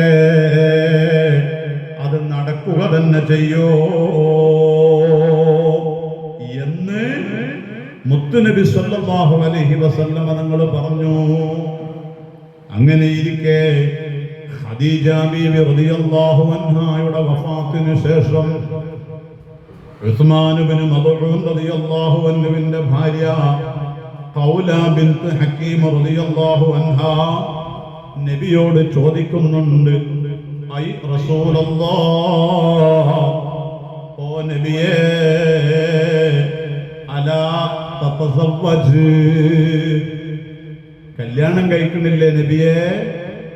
ഖദീജുമ്മ പോയി, ഇനി ഒറ്റക്ക് തനിച്ച് ജീവിക്കണോ? കല്യാണം കഴിക്കാൻ ആലോചിക്കുന്നില്ലേ? മുത്തുനബി സല്ലല്ലാഹു അലൈഹി വസല്ലമ തങ്ങൾ ചോദിച്ചു, ആരെ കല്യാണം കഴിക്കണം? ഇൻ ശിഅത ബിക്റം വ ഇൻ ശിഅത തയ്യിബാ, കന്യകയോ അതോ വിധവയായ പെണ്ണിനെയോ? എന്താണ് നിങ്ങളെ താല്പര്യോ? ഖൗല റളിയല്ലാഹു അൻഹ ചോദിച്ചു, എന്താ നിങ്ങളെ താല്പര്യം നബിയെ? ആരാണ് കല്യാണം കഴിക്കേണ്ടതെന്ന് ചോദിക്കുമ്പോ നിങ്ങളെ താല്പര്യം എന്താണ്? തിരിച്ചു ചോദിച്ചപ്പോ അല്ലാഹുവിന്റെ ഹബീബ് തിരിച്ചങ്ങോട്ട്, കന്യകയാണെങ്കിൽ ആരെയാ? ഇതുവരെ കല്യാണം കഴിച്ചിട്ടില്ലാത്ത ഒരു പെണ്ണിനെയാണ് ഞാൻ കല്യാണം കഴിക്കാൻ ആഗ്രഹിക്കുന്നത് എങ്കിൽ ആരെയാണ് എനിക്ക് കല്യാണം കഴിക്കാനുള്ളത്? ഖൗല റളിയല്ലാഹു അൻഹു പറയുന്നു, ബിന്തു അഹബ്ബി ഖൽഖില്ലാഹി ഇലൈക, അല്ലാഹുവിന്റെ സൃഷ്ടികളുടെ കൂട്ടത്തില് നിങ്ങൾക്ക് ഏറ്റവും പ്രിയങ്കരനായ അബൂബക്കർ സിദ്ദീഖ് റളിയല്ലാഹു അൻഹുവിന്റെ മോളാ ആയിഷ ബീവിയാ. അല്ലാഹുവിന്റെ റസൂല് വീണ്ടും ചോദിക്കുന്നു, വിധവയായ പെണ്ണാണ് ഞാൻ കല്യാണം കഴിക്കുന്നതെങ്കിൽ അത് ആരെയാ? ഖൗല ബീവി റളിയല്ലാഹു അൻഹ പറയാണ്, സൗദാ ബിൻത് സംആ റളിയല്ലാഹു അൻഹയാ. എന്താണ് അങ്ങനെ അവളെ പറയാൻ കാരണം? ആമനത്തു ബിക വത്തബഅതുക അലാ മാ അൻത അലൈഹി. നബിയേ, സൗദാ ബീവി റളിയല്ലാഹു അൻഹാ അങ്ങയെ കൊണ്ട് വിശ്വസിച്ചിട്ടുണ്ട്, അങ്ങയെ പിൻപറ്റി ജീവിക്കുന്നുണ്ട്. അതുകൊണ്ട് കന്യകയാണ് നിങ്ങളുടെ താല്പര്യമെങ്കിൽ നിങ്ങളെ കൂട്ടുകാരൻ അബൂബക്കറിന്റെ മോളെ, സിദ്ദീഖ് തങ്ങളുടെ മോളെ ആയിഷ ബീവിനെ കല്യാണം കഴിക്കാം. അതല്ല, നിങ്ങൾക്ക് വിധവയാണ് വേണ്ടതെങ്കിൽ സൗദാ ബീവിയെ കല്യാണം കഴിക്കാം. ഖൗലത്ത് ബീവി റളിയല്ലാഹു അൻഹ പറയാ, നബി സല്ലല്ലാഹു അലൈഹി വസല്ലം തങ്ങൾ പറഞ്ഞു എന്നോട്, ഫദ്ഹബി വദ്കുരീഹിമാ അലയ്യാ, ഫദ്ഹബി ഫദ്കുരീഹിമാ അലയ്യാ. പോണം, രണ്ടാളാരെങ്കിലും നിങ്ങൾ പോണം. കൗല, രണ്ടുപേരോടും എന്നെ കുറിച്ച് പറയണേ. കൗല, എന്നെ കുറിച്ച് പറഞ്ഞു കൊടുക്കണം. ഓ, എന്നിട്ട് അന്വേഷിച്ചു. കല്യാണ അന്വേഷണത്തിന് വേണ്ടി പോവാ. അങ്ങനെ ഖൗല ബീവി റളിയല്ലാഹു അൻഹാ പറയുന്നു, ഞാൻ സൗദ ബീവിയുടെ അടുക്കൽ ചെന്നു. സൗദ ബീവി വിധവയാണല്ലോ, അവരെ അരികിൽ ചെന്നു. അവരെ സമ്മതം വേണല്ലോ. ഞാൻ ചോദിച്ചു, എന്നെ മുഹമ്മദ് റസൂലുള്ളാഹി സ്വല്ലല്ലാഹു അലൈഹി വസല്ലം തങ്ങള് വിവാഹം അന്വേഷിച്ചുകൊണ്ട് പറഞ്ഞേച്ചതാണ്, നിങ്ങളെ കല്യാണം കഴിക്കാൻ. ഞാനൊരു അഭിപ്രായം പറഞ്ഞപ്പോ മുത്തുനബി ഇങ്ങോട്ട് പറഞ്ഞേച്ചതാണ്. അവിടുന്ന് പറഞ്ഞു, സൗദാ ബീബി വദിത്തു ദുഖുലി അലാ അബി ഫദ്കുരി ദാലിക ലഹു. എനിക്ക് സമ്മതാ, എനിക്കിഷ്ടാണ്, എനിക്കൊരു കുഴപ്പമില്ല. പക്ഷേ എൻ്റെ ഉപ്പ അപ്പുറത്തുണ്ട്, അപ്പുറത്തെ റൂമിലുണ്ട്, പ്രായമായിട്ട് എത്തിരിക്കുകയാണ്, എവിടേക്കും പോകാനൊന്നും വയ്യ. അങ്ങനെയുള്ള ഉപ്പാന്റെ അടുത്തൊന്ന് പോയിട്ട് പറയോ, ഈ ഉപ്പ എന്താ പറയണ നോക്കോ. അതാണ് കല്യാണ ആലോചനക്കൊക്കെ ഉള്ള റോൾ മോഡൽ നോക്കിങ്ങളില്ലേ, അല്ലേ? ഇവിടൊക്കെ അല്ലേ സാമർഥികമായി നമുക്ക് പറയാനുള്ള ഒരുപാട് കാര്യങ്ങൾ. കല്യാണം ഇന്നിപ്പോ എന്താ അവസ്ഥ, അല്ലെ? കല്യാണം ആലോചിക്കാനുള്ള അവസ്ഥ, ഇന്നത്തെ അവസ്ഥ എന്താ? സുബ്ഹാനല്ലാഹ്. ഓ, നമ്മളെ കുട്ടിക്ക് ഇഷ്ടായ അത് ഓലം റെഡിയാക്കാം. നമ്മൾ വെറുതെ ഇങ്ങനെ ലബജത്തുക്ക വാങ്കത്തുക്ക എന്ന് വെറുതെ ഇങ്ങനെ എന്താ മതി, കൂടെ ഇങ്ങനെ നിക്കാതിന് ഇരുന്നൊടുത്താൽ മതിയാണ്. ബാക്കിയൊക്കെ അത് സെറ്റായിട്ടുണ്ട്. അങ്ങനെ സെറ്റാകാത്തവർക്കൊക്കെ ആവണമില്ല. അല്ലാഹു തആല പ്രായമെത്തിയ യുവാക്കൾക്ക്, യുവതികൾക്ക് അല്ലാഹു ഖൈറായ ഇണകളെ എത്രയും പെട്ടെന്ന് ഐഷുമാന്റെ ബർക്കത്ത് കൊണ്ട് അല്ലാഹു എളുപ്പാക്കട്ടെ. എത്രയോ കഴിഞ്ഞ ബദരീങ്ങൾ ആണ്ടിനല്ലേ ഒരു നേർച്ച പൈസ വന്നിട്ട് ഏത്തു വന്നില്ലേ, മരുമക്കളെ, നല്ല മരുമക്കളെ കിട്ടാൻ വേണ്ടി ദ്വാരക്കാൻ പറഞ്ഞു വന്നില്ല. പലപ്പോഴും പലരും അങ്ങനെ പറയാറുണ്ട്, വീട് നിറഞ്ഞു നിൽക്കുന്ന പെൺകുട്ടികൾ ഉണ്ടെങ്കിൽ അതൊരു സമാധാനക്കേടാണ് ഉപ്പാക്കും ഉമ്മാക്കും. ഒന്നുമല്ല, ഒരു നല്ല കുടുംബത്തേക്ക് എന്റെ കുട്ടിനൊന്നും കെട്ടിച്ചു വിടോളം അത് വലിയൊരു പൊറുതികേടായിരിക്കും, ഒരു അസ്വസ്ഥതയായിരിക്കും. ആൺകുട്ടികൾ ഉണ്ടെങ്കിലും അങ്ങനെ തന്നെയാണ്. അപ്പൊ രണ്ടു കൂട്ടർക്കും അല്ലാഹു ഖൈറായ ഇണകളെ നൽകുമാറാവട്ടെ. ചെറുപ്പത്തിൽ നമ്മൾ അന്വേഷിക്കുമ്പോ തന്നെ ഓര് പറയുന്നത് അതിപ്പോ ഒക്കെ പഠിക്കണമല്ലോ എന്നാ. കാരണം ഒന്നുള്ളൂ, പഠിക്കണമല്ലോ. ആ പഠിക്കണമല്ലോ എന്നുള്ള എന്താണ് അറിയെങ്കിൽ ബാപ്പിയും ഉമ്മയും മനസ്സിലാക്കണം, നിങ്ങൾ ഓളെ പഠിക്കണം എന്നാണോ ഓണ പറഞ്ഞത്. നിങ്ങളെ ഇന്നെ മനസ്സിലാക്കിയിട്ടില്ല, നിങ്ങൾക്ക് ഇന്നെ പഠിക്കണമല്ലോ. നമ്മള് മനസ്സിലാക്കി ഓൾക്ക് ഇന്നും ഡിഗ്രി ഇവിടെ ഡിഗ്രി ഒക്കെ പഠിക്കണമല്ലോ, ഇല്ലേ? ഓൾക്ക് നമ്മളെ കുറിച്ച്, നമ്മക്ക് ഓലെ കുറിച്ചൊന്ന് പഠിക്കണമല്ലോ. ഓൾക്ക് ഒരുപാട് ബന്ധങ്ങൾ ഉണ്ടോലോ. അതില്ലാത്ത നല്ല മക്കളുണ്ട്. അല്ലാഹു നമ്മളെ മക്കളൊക്കെ കെണിവലകളിൽ നിന്ന് രക്ഷപ്പെടുത്തട്ടെ. കാലം അല്ല, ഈ ജനറേഷൻ വളരെ മലീമസമായിട്ടുണ്ട്. ലഹരിയുടെ അഡിക്റ്റായി പോയി, കള്ളിനഡിക്റ്റായി. കള്ളമൊന്നുമല്ലപ്പോ, അല്ലേ? വെറുതെ ഇങ്ങനെ പോയാൽ തന്നെ ആഹാ ആസ്വദിച്ച് നടക്കുന്ന ഒരു കാലം. പഠിച്ചോനെ, ലഹരി എല്ലാ തെറ്റുകളുടെയും ഒരു ഉറവിടമാണ്. ബുദ്ധി നഷ്ടപ്പെടൂലേ, ഓർമ്മ നഷ്ടപ്പെടൂലേ, സ്വബോധം നഷ്ടപ്പെടൂലേ? ലഹരിക്ക് അഡിക്റ്റായി കഴിഞ്ഞാൽ ഉമ്മയെ ഭാര്യയായിട്ടാണ് കാണുക. പിന്നെന്താ അവിടെ നടക്കാന്ന് നമുക്ക് പറയേണ്ടതുണ്ടോ? ഭാര്യയെ പെങ്ങളായി കാണും, പെങ്ങളെ അന്യനായി കാണും. അങ്ങനെ പലതും വീടുകളിൽ കുടുംബങ്ങൾ സംഭവിക്കും. ലഹരി വലിയ നാശമാണ്, അപകടകാരിയാണ്. അതുകൊണ്ട് നമ്മുടെ വീടുകളിൽ നമ്മുടെ മക്കളൊക്കെ വൈകിയെത്തുന്നോ ഇല്ലേ എന്നൊക്കെ നമ്മൾ നിരീക്ഷിക്കേണ്ട സമയം അതിക്രമിച്ചിട്ടുണ്ട്. ഇല്ലെങ്കിൽ നമ്മളൊക്കെ നാളെ വിരല് കടിക്കേണ്ടി വരും. എനിക്കും നിങ്ങൾക്കും മക്കളെ കൊണ്ട് ഒരു നാട്ടിലിറങ്ങാൻ പറ്റാത്ത വഷളാകുന്ന ഒരവസ്ഥ റബ്ബ് നമുക്ക് തരാതിരിക്കുമാറാവട്ടെ. നമ്മളെ കൊണ്ട് നമ്മളെ മക്കൾക്കും അല്ലാഹു നൽകാതിരിക്കുമാറാവട്ടെ. രണ്ട് ലോകത്തും ഇസ്സത്തുള്ള ജീവിതം നമുക്കും കുടുംബത്തിനും അല്ലാഹു നൽകുമാറാവട്ടെ. സൗദ ബീവി റളിയല്ലാഹു അൻഹ പറഞ്ഞു, എന്റെ ഉപ്പാനോട് പോയി ചോദിക്ക് മോളെ കൗല. അങ്ങനെ കൗല ബീവി ചെന്നു പിതാവിനോട് കാര്യങ്ങളൊക്കെ പറഞ്ഞു. പിതാവ് പറഞ്ഞു, കുഫൂൻ കരീം, അവര് രണ്ടുപേരും മാന്യമായ പൊരുത്തത്തിലാണ്, ചേർച്ചയുണ്ട്, എനിക്ക് താല്പര്യമാണ്. മാ തഖൂലു സ്വാഹിബത്തു, നിന്റെ കൂട്ടുകാരി എന്ത് പറയുന്നു? നിന്റെ കൂട്ടുകാരി എന്ത് പറയുന്നു? കൂട്ടുകാരി അപ്പുറത്തെ ഓളോട് പറഞ്ഞു. എന്താ ഓള് പറഞ്ഞത്? ഓൾക്കിഷ്ടാണ്. എങ്കിൽ പിന്നെ ഖൗല ബീവി റളിയല്ലാഹു അൻഹ പറയാൻ, സൗദ ബീവിയുടെ ഉപ്പായുടെ നിർദ്ദേശപ്രകാരം മുത്തുനബിയെ വിളിച്ചു. ലോകത്തിന്റെ നേതാവ് കടന്നു വന്നു.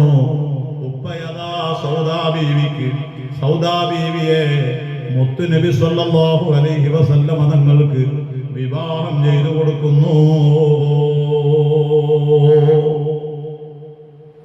അങ്ങനെ സൗദാ ബീവിയെ കല്യാണം കഴിച്ചു. സൗദാ ബീവി തുടരാണ്, ഞാൻ അങ്ങനെ രണ്ടാളുകളിലേക്കാണ് മുഹമ്മദ് നബി എന്നെ പറഞ്ഞയച്ചത്. ഒന്ന് സൗദാ ബീവിയിലേക്കാണ്. ആ കാര്യം ഫിനിഷായി. ഇനി പോകേണ്ടത് സയ്യിദുനാ അബൂബക്കർ സിദ്ദീഖ് റളിയല്ലാഹു അൻഹുവിന്റെ വീട്ടിലേക്കാണ്. അങ്ങനെ അവിടെ പോയി ഉമ്മു റുമാനെ കണ്ടു റളിയല്ലാഹു അൻഹാ. ആയിഷ ബീവിയുടെ ഉമ്മയാണ്, സിദ്ദീഖ് തങ്ങളുടെ ഭാര്യയാണ്. ഉമ്മു റുമാന്റെ അരികിൽ ചെന്നു, ഉമ്മ റുമാൻ, മാദാ അദ്ഖലല്ലാഹു അസ്സ വജല്ല അലൈക്കും മിനൽ ഖൈരി വൽ ബറകാ. ഓ ഉമ്മു റുമാനെ, നിങ്ങൾക്ക് എന്തൊരു ഖൈറും ബറക്കത്തുമാണ് അല്ലാഹു നൽകിയിട്ടുള്ളത്. എന്തൊരു വലിയ അനുഗ്രഹമാണ് നിങ്ങൾക്ക് അല്ലാഹു തന്നത്. എത്ര വലിയ ഖൈറാണ് തന്നത്, എത്ര വലിയ ബറക്കത്താണ് തന്നത്. ഉമ്മു റുമാൻ ചോദിച്ചു, എന്താണ് കാര്യം? ഒരാൾ വന്നിട്ട് വീട്ടിന്റെ ഉള്ളിലേക്ക് വന്നിട്ട് നിങ്ങൾക്ക് അല്ലാഹു വലിയ നിഅമത്താ തന്നത്, ബറക്കത്താ തന്നത്, ഖൈറാ തന്നത് എന്ന് പറയുമ്പോ സ്വാഭാവികമായും എന്താണ് കാര്യം ചോദിക്കുമല്ലോ. അവിടുന്ന് ചോദിച്ചു, ഉമ്മു റുമാൻ റളിയല്ലാഹു അൻഹ ചോദിച്ചു, എന്താണ് കാര്യം പറയൂ. ഖൗലാ ബീവി റളിയല്ലാഹു അൻഹ പറഞ്ഞു, ഞാൻ വരുന്നത് മുത്തുനബി സല്ലല്ലാഹു അലൈഹി വസല്ലം തങ്ങളുടെ അരികിൽ നിന്നാണ്. മുഹമ്മദ് നബി സല്ലല്ലാഹു അലൈഹി വസല്ലം നിങ്ങളെ മോളെ വിവാഹം ആലോചിച്ചിട്ടുണ്ട്. കല്യാണം കഴിക്കണ്ടേന്ന് ഞാൻ ചോദിക്കുമ്പോ മുത്തുനബി ആരെയെന്ന് ചോദിച്ചു. കാര്യങ്ങൾ വിശാലമായി പറഞ്ഞു കൊടുത്തു. ഞാനപ്പോൾ ഒരു കന്യകയാണെങ്കിൽ ആരെയെന്ന് ചോദിച്ചപ്പോ നിങ്ങളെ മോളെ പേരാണ് ഞാൻ പറഞ്ഞത്. അല്ലാഹുവിന്റെ ഹബീബ് ഉടനെ എന്നെ പറഞ്ഞേച്ചതാ. എന്താണ് ഉമ്മ മുത്തുനബിയോട് പറയേണ്ടത്? മഹദിയായ ഉമ്മു റുമാൻ റളിയല്ലാഹു അൻഹ പറഞ്ഞു, വദിത്തു ഇൻതദിരി അബൂബക്കർ ഫഇന്നഹു ആതിൻ. അതെ, എനിക്ക് സമ്മതമാണ്, എനിക്ക് എഗ്രിയാണ്, ഞാൻ ഓക്കെയാണ്. പക്ഷേ ആ കുട്ടിയുടെ ഉപ്പ അബൂബക്കർ റളിയല്ലാഹു അൻഹു ഉണ്ട്, ഉടനെ വരും. അതുവരെ ഒന്ന് പ്രതീക്ഷിക്കണേ, ഒന്ന് കാത്തു നിൽക്കണേ. അവിടെയും ബാപ്പാന്റെയും ഉമ്മാന്റെയും ഒരു വല്ലാത്ത അഭിപ്രായങ്ങളാണ്. ഭാര്യയും തേടിയും അതൊക്കെ നമുക്ക് വലിയ പാഠങ്ങളാണ്. ഇരിക്കട്ടെ, അങ്ങനെ കുറച്ചു നേരം ഞാൻ അവിടെ ഇരുന്നു. മൗലവി പറയാൻ, ഞാൻ അല്പനേരം അവിടെ ഇരുന്നു.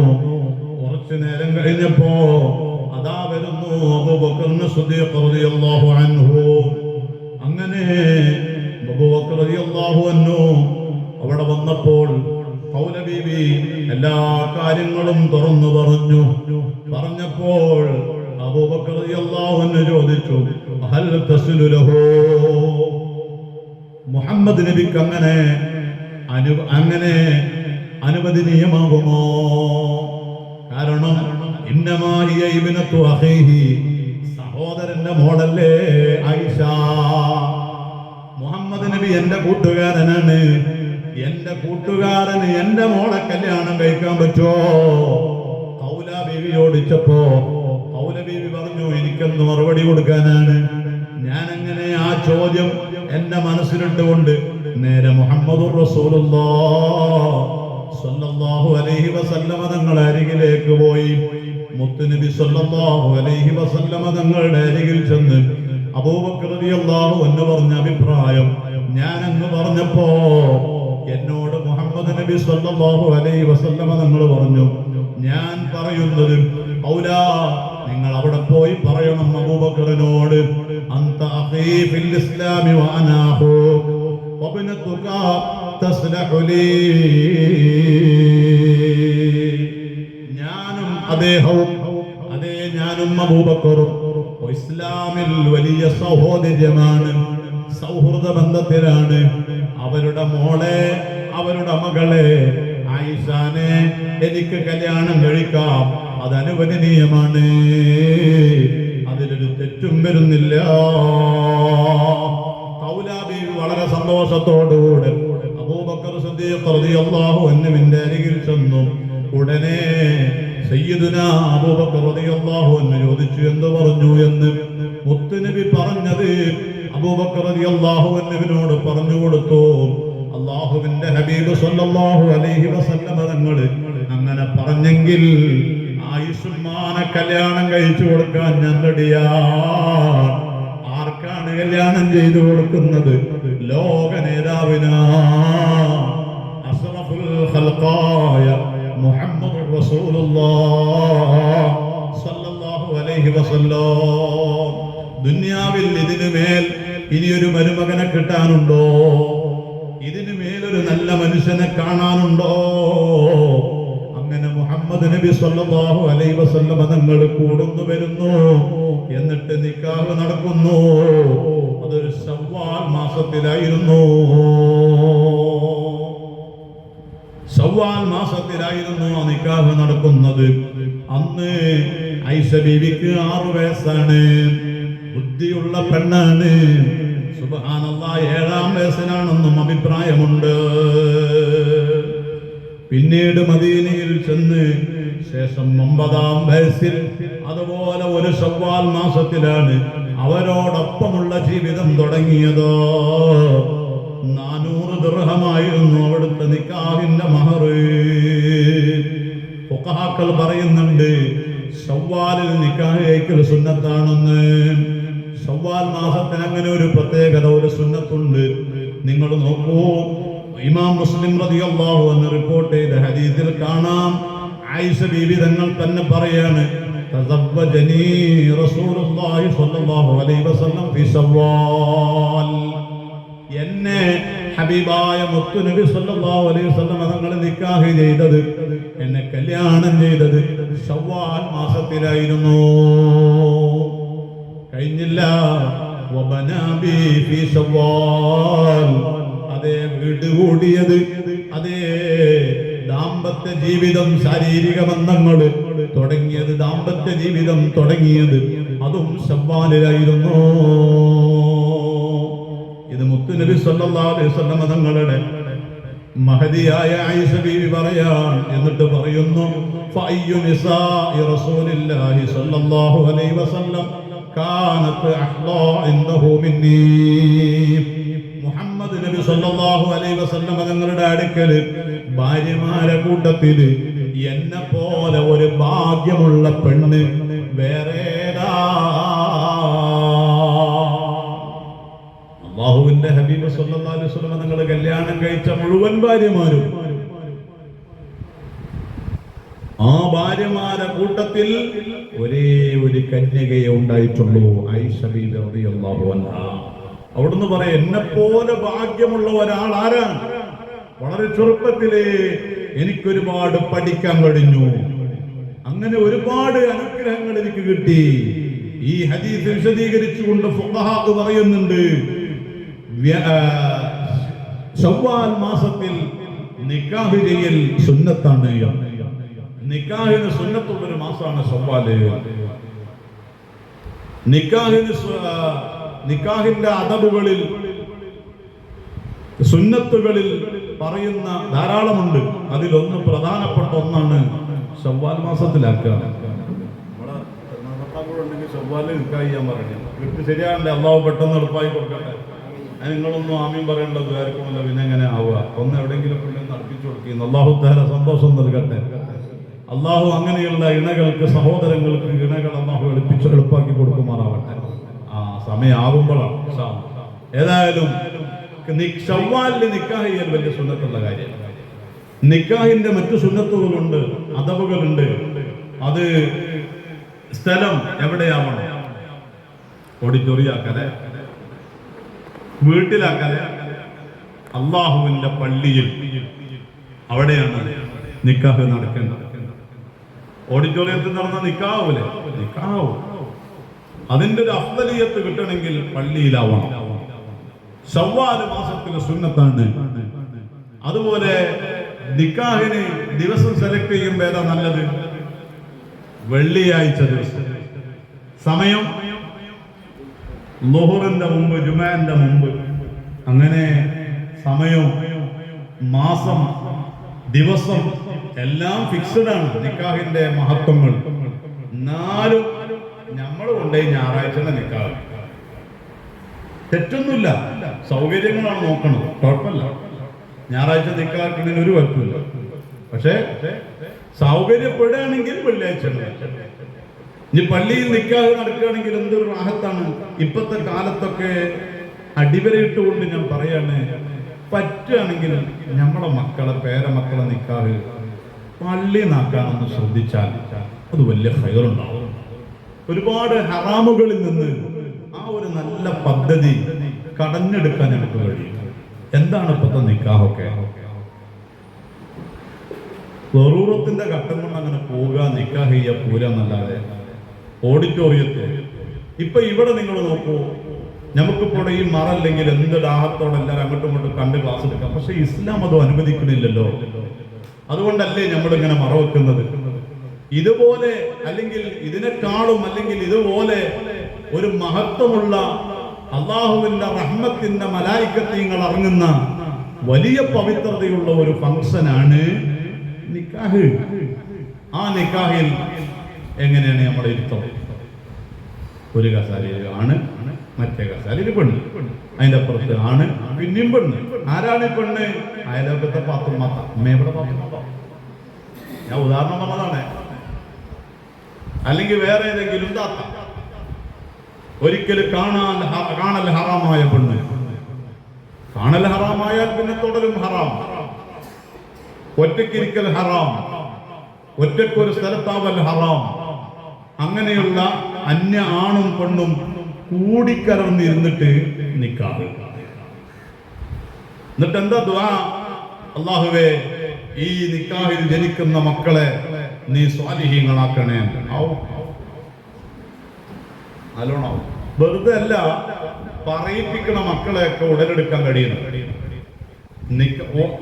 തുടക്കം നന്നായില്ലെങ്കിൽ കൊളയില്ല അല്ലേ? നിക്കാഹ് കഴിഞ്ഞിട്ട് ഇനി അതൊക്കെ പോട്ടെ, ഇനി നിക്കാഹിന്റെ കാര്യങ്ങൾ വിടി. കല്യാണം കഴിഞ്ഞ് മരോളം കൊണ്ട് കൊടുത്തു നമ്മുടെ വരി. മരോളെ കൊടുത്തിട്ട് അന്ന് രാത്രി നമ്മളെല്ലാരും കടക്കാൻ നിൽക്കുന്നുണ്ട്, മോന്റെ റൂമിൽ ഇങ്ങനെ പൊട്ടണ്. അപ്പൊ എന്താ ചെടാന്ന് ചെറുക്കനെ കിട്ടണേ മുതപ്പറ്റിക്കേ. ആ നടക്കൂല എന്ന് പറയാൻ പറ്റും. പറ്റീനൊരു കാര്യം ഉള്ളന്നെ കെട്ടിച്ചാൻ വന്ന പെണ്ണുങ്ങളോടല്ലല്ലോ. അങ്ങനെയുള്ള സാഹചര്യം വന്നു കഴിഞ്ഞാൽ എന്താ ചെയ്യാ? അത് അപ്പൊ നമ്മള് അയലോകത്ത് കിട്ടിയെന്ന് ചർച്ച. എന്താ ചർച്ച? കെട്ടിക്കൊടുന്നിട്ടുള്ളൂ ഇങ്ങനെ തന്നെ കച്ചറയാണ്. എന്താപ്പാ ഇനി എന്തേക്കാരോ ജീവിതം. ഇത് ഭാഗ്യമായി കാണുന്ന ഒരു തെറ്റുണ്ടായതുകൊണ്ടാണ്. എന്നാൽ ഇതിനേക്കാളും ഡേഞ്ചറാണ് നിക്കാഹിന്റെ സദസ്സ്. അവിടെ അന്യാണും പെണ്ണൊക്കെ കൂടിക്കലർന്നുകൊണ്ട് അള്ളാഹുവിന്റെ ദീനിന്റെ നിയമങ്ങളെ കാറ്റിൽ പറത്തിക്കൊണ്ട് നിക്കാഹ് നടന്നാൽ അവിടെ തന്നെ പോയി കാര്യം. അവിടെ തന്നെ പോയി കാര്യം. ഇനി അതിന്റെ മുമ്പ് പോണ ഒരു കാര്യം എന്താണത്? പെണ്ണ് കാണാൻ വന്ന് ഇഷ്ടപ്പെട്ടിട്ട് ഓൾക്ക് ഫസ്റ്റ് കൊടുക്കുന്ന എന്താണ്? നിങ്ങള് ഗിഫ്റ്റ്. എന്താ ഗിഫ്റ്റ്? മൊബൈൽ. 25,000 ചെറിയ മൊബൈൽ. കണ്ടുവിളിക്കണം, വീഡിയോ കോളുകൾ ചെയ്യണം, കണ്ടുവിളിക്കുന്ന ഫോൺ കൊടുക്കണം, ഒരു സിം ഫ്രീ, ഒരു മാസത്തെ നെറ്റ് ഫ്രീ, അല്ലെങ്കിൽ വൈഫൈ കണക്ഷൻ വീട്ടിലുണ്ടാവും. അങ്ങനെ കൊടുക്കണം. നിക്കാഹ് നടക്കുമല്ലോ. പിന്നെ അത് 2 കൊല്ലം കഴിഞ്ഞിട്ടുള്ളൂ. പിന്നെ എന്തിനാ നിങ്ങൾ പോയി കണ്ടാണ് മൊബൈലൊക്കെ കൊടുത്ത്? അല്ല, ഗൾഫിലാവുമ്പോ ഒരു നേരം പോക്കിന് പച്ച ഹറാമല്ലേ? അല്ലേ? പച്ച ഹറാമല്ലേ? അപ്പൊ നമ്മളെന്താ പറയാ? ഇന്നത്തെ കാലത്ത് പറഞ്ഞിട്ട് നല്ലല്ല, ഇന്നത്തെ കാലത്ത് പറഞ്ഞിട്ട് കാര്യമില്ല എന്ന് ചിന്തിക്കണം. ബാപ്പി ഇമ്മി ചിന്തിക്കുക. എങ്ങനെങ്കിലും നിക്കാഹ് ചെയ്തോട്ടെ, എന്നിട്ട് മൊബൈൽ എടുത്തോട്ടെ, അവർ വിളിച്ചോട്ടെ. കൂട്ടിക്കൊണ്ടല്ലേ എന്തെല്ലാം കഴിഞ്ഞിട്ട് കൂട്ടിക്കൊടുത്തോളി. ഹലാലാക്കി കൊടുക്കുക സംസാരങ്ങളൊക്കെ. നിക്കാഹ് കഴിയാത്ത വിവാഹബന്ധം ഉറപ്പിച്ചു വെച്ച ആണും പെണ്ണും ടൂറ് പോകുന്ന കാലല്ലേ അല്ലേ? ഗൗരവത്തിൽ ചിന്തിക്കേണ്ടതല്ലേ? ഞാനിത് പറയുന്നത് ഈ പറയുന്ന എന്റെയും നിങ്ങളുടെയും കുടുംബത്തിൽ, അല്ലെങ്കിൽ നമുക്ക് തടയാൻ പറ്റുന്ന, പറയാൻ പറ്റുന്ന ഇടങ്ങളിലൊക്കെ ഒന്ന് പറയാൻ അല്ലാഹു നമുക്ക് ഹിമ്മത്തും ഈമാനും വർദ്ധിപ്പിച്ചു തരുമാറാവട്ടെ. ഉമർ റളിയല്ലാഹു അൻഹുവിന്റെ ഭരണം കാലത്ത് പറ്റൂല. ആരിടാൻ പറ്റുമോ ഞാനിടാൻ, അതൊന്നും ഇപ്പൊ നടക്കൂല അല്ലേ? മഹല്ല് മറ്റേ നിക്കാഹ് ചെയ്യൂല, എന്നാ ഞങ്ങൾ ചാടിയെന്ന് പോയിക്കോളാം. അപ്പോ അതിന്റെ ഉത്തരവാദികളും വലിയ പ്രശ്നമാവും. അപ്പൊ നമ്മളിങ്ങനെ ഇപ്പൊ എങ്ങനെ നിങ്ങള് ആദ്യമൊക്കെ നമ്മൾ തൊഴിച്ചിനോടത്തേക്കും ഇങ്ങനെ പോവുകയും തൊഴിച്ചിന് നമ്മളെ ഉസ്താദുമാരും നമ്മളെ ആലിമീങ്ങളും നമ്മളെ നേതൃത്വം നമ്മളങ്ങനെ തൊഴിച്ചുമ്പോ ആ തൊലിക്കുന്ന വഴിക്ക് ഇങ്ങനെ പോവുകയും നമ്മൾ ഇപ്പൊ തൊലിക്കണ എങ്ങനെയാണ് തൊഴിച്ചിനോടത്തേക്ക് പോണില്ലെങ്കിൽ പോണ വഴിക്ക് തൊഴിച്ചെന്നുള്ള തന്നിട്ടുണ്ട്. കാര്യങ്ങളൊക്കെ അങ്ങനെ തന്നെ. ഇറച്ചിക്കോയി എന്നൊക്കെ പറഞ്ഞ മാതിരി ഇരിക്കട്ടെ. ഏതായിരുന്നാലും ഞാൻ പറഞ്ഞത്, നിക്കാഹ് അത് വല്ലാത്ത പവിത്രതയുള്ള ഒരു സംഗതിയാണ്. ആ സംഗതി നടക്കുമ്പോൾ, ആ അമല് നടക്കുമ്പോൾ അതിന്റെ പവിത്രതകൾ കാത്തു സൂക്ഷിക്കാൻ ഞാൻ അടക്കമുള്ള ഉപ്പമാർ അതിലൊന്ന് കാർക്കശ്യത്തോടെ, ഗൗരവത്തോടെ, ഈമാനിന്റെ ലെവലേഷൻ കൽവിലുണ്ടെങ്കിൽ ഒന്ന് ചിന്തിച്ച് ഇനിയെങ്കിലും നമ്മളെ നാട്ടിൽ, നമ്മളെ കുടുംബത്തിൽ, നമ്മളെ വീട്ടിൽ ഒരു ദീനിയായ അന്തരീക്ഷം വരാനുള്ള ഒരു ഒരുക്കമെങ്കിലും നമ്മളിൽ ഉണ്ടാവണം. അല്ലാഹു നമുക്ക് തൗഫീഖ് നൽകുമാറാവട്ടെ. മഹദിയായ ആയിഷ ബീബി റളിയല്ലാഹു അൻഹായുടെ ജീവിതത്തിൽ നിക്കാഹ് ശവ്വാലിനാണ്. ഇങ്ങനെ ശവ്വാലിന് വല്ല പവിത്രതയുണ്ട് എന്നിങ്ങനെ പറഞ്ഞു വന്നപ്പോൾ പറഞ്ഞു പോയതാണ്. അല്ലാഹു നമ്മുടെയൊക്കെ ജീവിതത്തിൽ വലിയ സന്തോഷം നൽകുമാറാവട്ടെ. ഹബീബായ നബി സല്ലല്ലാഹു അലൈഹി വസല്ലം തങ്ങളെ നിക്കാഹ് കഴിഞ്ഞ് ആയിഷ ബീവി പറയാണ്, മദീനയിലെത്തിയതിനു ശേഷം ഞാനിങ്ങനെ കൂട്ടുകാരികളുമായി ഊഞ്ഞാലിങ്ങനെ ആടിക്കളിക്കാണ്. ഊഞ്ഞാലാട്ടം ഭയങ്കര ഇഷ്ടമായിരുന്നു ആയിഷ ബീവിക്ക്. ഞാൻ പറഞ്ഞത് ഉറക്കത്ത് പറഞ്ഞത്, ഊഞ്ഞാലിങ്ങനെ കൂട്ടുകാരികളെ എത്തിയിട്ട് ഇങ്ങനെ ആട്ടും. ഒരാളിരിക്കും, മറ്റാളിങ്ങനെ തള്ളും. അപ്പൊ ഇയാളിങ്ങനെ നല്ല ഉഷാറായിട്ട് തള്ളണതിനനുസരിച്ച് ഇങ്ങനെ സ്പീഡ് പോകും. അങ്ങനെ കളിച്ചുകൊണ്ടിരിക്കുന്നതിനിടയിൽ പെട്ടെന്നുണ്ട് വീടിന്റെ ഉള്ളിൽ നിന്ന് പുറത്തിറങ്ങിയിട്ട് ഉമ്മ റുമാ റളിയല്ലാഹു അൻഹാ, ആയിഷ ബീവിന്റെ ഉമ്മ, മോളെ ആയിഷ, ഐഷോ അല്ലേ വിളിക്കാൻ എന്ത് രസം. ഐഷുമ്മ ചെറിയ കുട്ടിയാണ്. ആ സമയം അവിടുന്ന് വിളിക്കുത്തരം നൽകി. നേരെ വന്നു, ഐഷുമ്മാന്റെ കൈ പിടിച്ചു. വീടിന്റെ ഉള്ളിലേക്ക് പോകാനിരിക്കുമ്പോ വാതിൽക്കൽ നിന്ന് നിർന്നു. അവിടുന്ന് അപ്പൊ സ്വാഭാവികമായിട്ട് സ്പീഡിൽ വന്ന് കൊണ്ടുവരുമ്പോ ഒരു കിതപ്പുണ്ടാവുമല്ലോ. അപ്പൊ ആ കിതപ്പ് ഇങ്ങനെ വന്നപ്പോ തൽക്കാലം ഒന്നിങ്ങനെ സ്റ്റോപ്പായി നിർത്തി എന്റെ ഉമ്മ എന്നെ. ഒരല്പം കഴിഞ്ഞപ്പോ ശ്വാസമൊക്കെ ഒന്ന് റെഡിയായപ്പോ വീട്ടിന്റെ അകത്തേക്ക് എന്നെ കൊണ്ടുപോയി. അങ്ങനെ കൊണ്ടുപോയപ്പോൾ അവിടെയുണ്ട് അൻസാരികളായ കുറെ പെണ്ണുങ്ങളും ആണുങ്ങളും ഒരുമിച്ച് കൂടിയിരിക്കുന്നു. അവരെ ഇടയിലേക്ക് എന്നെ കൊണ്ടുപോയി ആക്കി. അവരെന്നെ കണ്ടപാടെ പറഞ്ഞു, വഅലൽ ഖൈരി വൽ ബറക്കത്തി വഅലാ ഖൈരി ത്വായിർ, ഖൈറിലും ബറക്കത്തിലും സൗഭാഗ്യത്തിലും ആവട്ടെ എന്ന് അവരെനിക്ക് വേണ്ടി ദുആ ചെയ്തു, ആശംസിച്ചു. എന്നിട്ട് അവരതാ എന്നെ നല്ല വസ്ത്രം അണിയിച്ചു, എന്നെ ഒരു പുതുമണവാട്ടിയാക്കി, പുതിയ വസ്ത്രം അണിയിച്ചു. നല്ല പുതുമണിവാട്ടിയായി എന്നെ അണിച്ചൊരുക്കിയിട്ട് ഒരു റൂമിലേക്ക് എന്നെ ആക്കി. ഒരല്പനേരം കഴിഞ്ഞപ്പോ അതാ വരുന്നു മുഹമ്മദുർ റസൂലുള്ളാഹ് സ്വല്ലല്ലാഹു അലൈഹി വസല്ലം. എന്റെ റൂമിലേക്ക് അല്ലാഹുവിന്റെ ഹബീബ് കടന്നു വന്നു. അങ്ങനെയാണ് ഞങ്ങളുടെ ജീവിതം തുടങ്ങുന്നത്. അന്ന് എനിക്ക് 9 വയസ്സായിരുന്നു. ആയിഷ ബീബി റളിയല്ലാഹു അൻഹ പറയുന്നു, ഇന്നും അങ്ങനെ തന്നെയാണ് അല്ലേ? കല്യാണം കഴിഞ്ഞ് പുതിയണ്ണിന് ആദ്യം റൂം കൊണ്ടാക്കി കൊടുത്തിട്ട് പിന്നെ പുതിയാപ്പളല്ല, അതും പുതിയാപ്പള പോയിട്ട് പിന്നെ ഒരു പാലേറ്റ് പോയി പുതിയണ്ണ് പോയ. എങ്ങനെയാണ് നിങ്ങൾക്ക് ഓർമ്മല്ല? ഇനി മറ്റേ 10 പിരി ഉസ്താദന്മാരി അയച്ചാൻ കുഴിച്ചൊന്ന് കെട്ടിയോ കെട്ടെന്നിട്ട് ഓർമ്മ ഉണ്ടാക്കുക. അത് വേണ്ടേനോ? രസങ്ങളൊക്കെ അല്ലാഹു തആല ഉള്ളതിൽ വലിയ ഖൈറും ബറക്കത്തും സന്തോഷങ്ങളൊക്കെ നൽകി അനുഗ്രഹിക്കുമാറാവട്ടെ. ഇവിടെ ഇത്രയും ചെറുപ്പത്തിൽ ആയിഷ ബീബി റളിയല്ലാഹു അൻഹായെ കല്യാണം കഴിക്കുന്നതിൽ എന്തെല്ലാമോ കുപ്രചരണങ്ങൾ നടക്കുന്നു. ഞാൻ അതിലേക്കൊന്നും പോകുന്നില്ല. അങ്ങനെ എന്ത് അറിഞ്ഞിട്ടുണ്ടെങ്കിലും ഇല്ലെങ്കിലും മുസ്ലിമീങ്ങളായ ഐഷുമാനെ സ്നേഹിക്കുന്ന, ഹബീബായ തങ്ങളെ സ്നേഹിക്കുന്നവർക്ക് അനുയായികളാകുന്ന നമ്മൾ മനസ്സിലാക്കാൻ വേണ്ടി പറയാണ്, ഈ ചെറിയ പ്രായത്തിൽ ആയിഷ ബീബി റളിയല്ലാഹു അൻഹായെ വിവാഹം ചെയ്തതിലെ ഒരു പ്രധാന രഹസ്യം എന്താണ് എന്ന് ചോദിച്ചാൽ മനസ്സിലാക്കാൻ വേണ്ടി പറയാണ്, ഇസ്ലാമിക നിയമങ്ങൾ പഠിച്ചെടുക്കാനും ഇസ്ലാമിക നിയമങ്ങൾ മനഃപ്പാഠമാക്കാനും അനുയോജ്യമായ പ്രായമായിരുന്നു ആയിഷുമ്മാന്റെ പ്രായം എന്നതാണ്. മറ്റു ഭാര്യമാർക്കൊക്കെ ആപേക്ഷികമായി പ്രായമുള്ളവരായിരുന്നു. മുത്തുനബിയുടെ ഭാര്യമാർ ഓരോന്നും പ്രായമുള്ളവരായിരുന്നു. എങ്കിൽ ഇസ്ലാമിന്റെ നിയമങ്ങളൊന്ന് ഹിഫ്ളാക്കാൻ, ഒന്ന് പഠിച്ചു വെക്കാൻ പറ്റുന്ന പ്രായം അത് ചെറിയ പ്രായമാണ്. അതുകൊണ്ട് പ്രായം കൂടുന്തോറും മാനസിക ശക്തി, ഹിഫ്ളിന് മാനസിക ശക്തി കുറഞ്ഞു പോകില്ലേ? നമ്മൾ ചെറുപ്പകാലത്ത് ഒരു സൂറത്ത് ഹിഫ്ളാക്കാൻ നമ്മുടെ ഉസ്താദിന്റെ കൂടെ ഇങ്ങനെ ഓതി പഠിച്ച് ഇങ്ങനെ ഓതിയാൽ അതോടെ ബൈഹാർട്ടായി വന്നു. ഇന്നും നമുക്കറിയുന്ന സൂറത്തുകളാണ്. ഇനി നമുക്ക് എന്തെങ്കിലും ഒരു ചരിത്രം അല്ലെങ്കിൽ ഒരു സൂറത്ത് ഹിഫ്ളാക്കണം എന്ന് കരുതിയാൽ പ്രായം കൂടുന്തോറും ഹിഫ്ളിന്റെ ആ ഒരു പവർ കുറഞ്ഞു വരും. എത്രത്തോളം ചെറിയ കുട്ടി കളിച്ച് നടന്ന സമയം എങ്ങനെയാണ് അതുപോലെയാകും പ്രായം കൂടുന്തോറും. ഇല്ലേ? നമ്മുടെ ചെറിയ കുട്ടി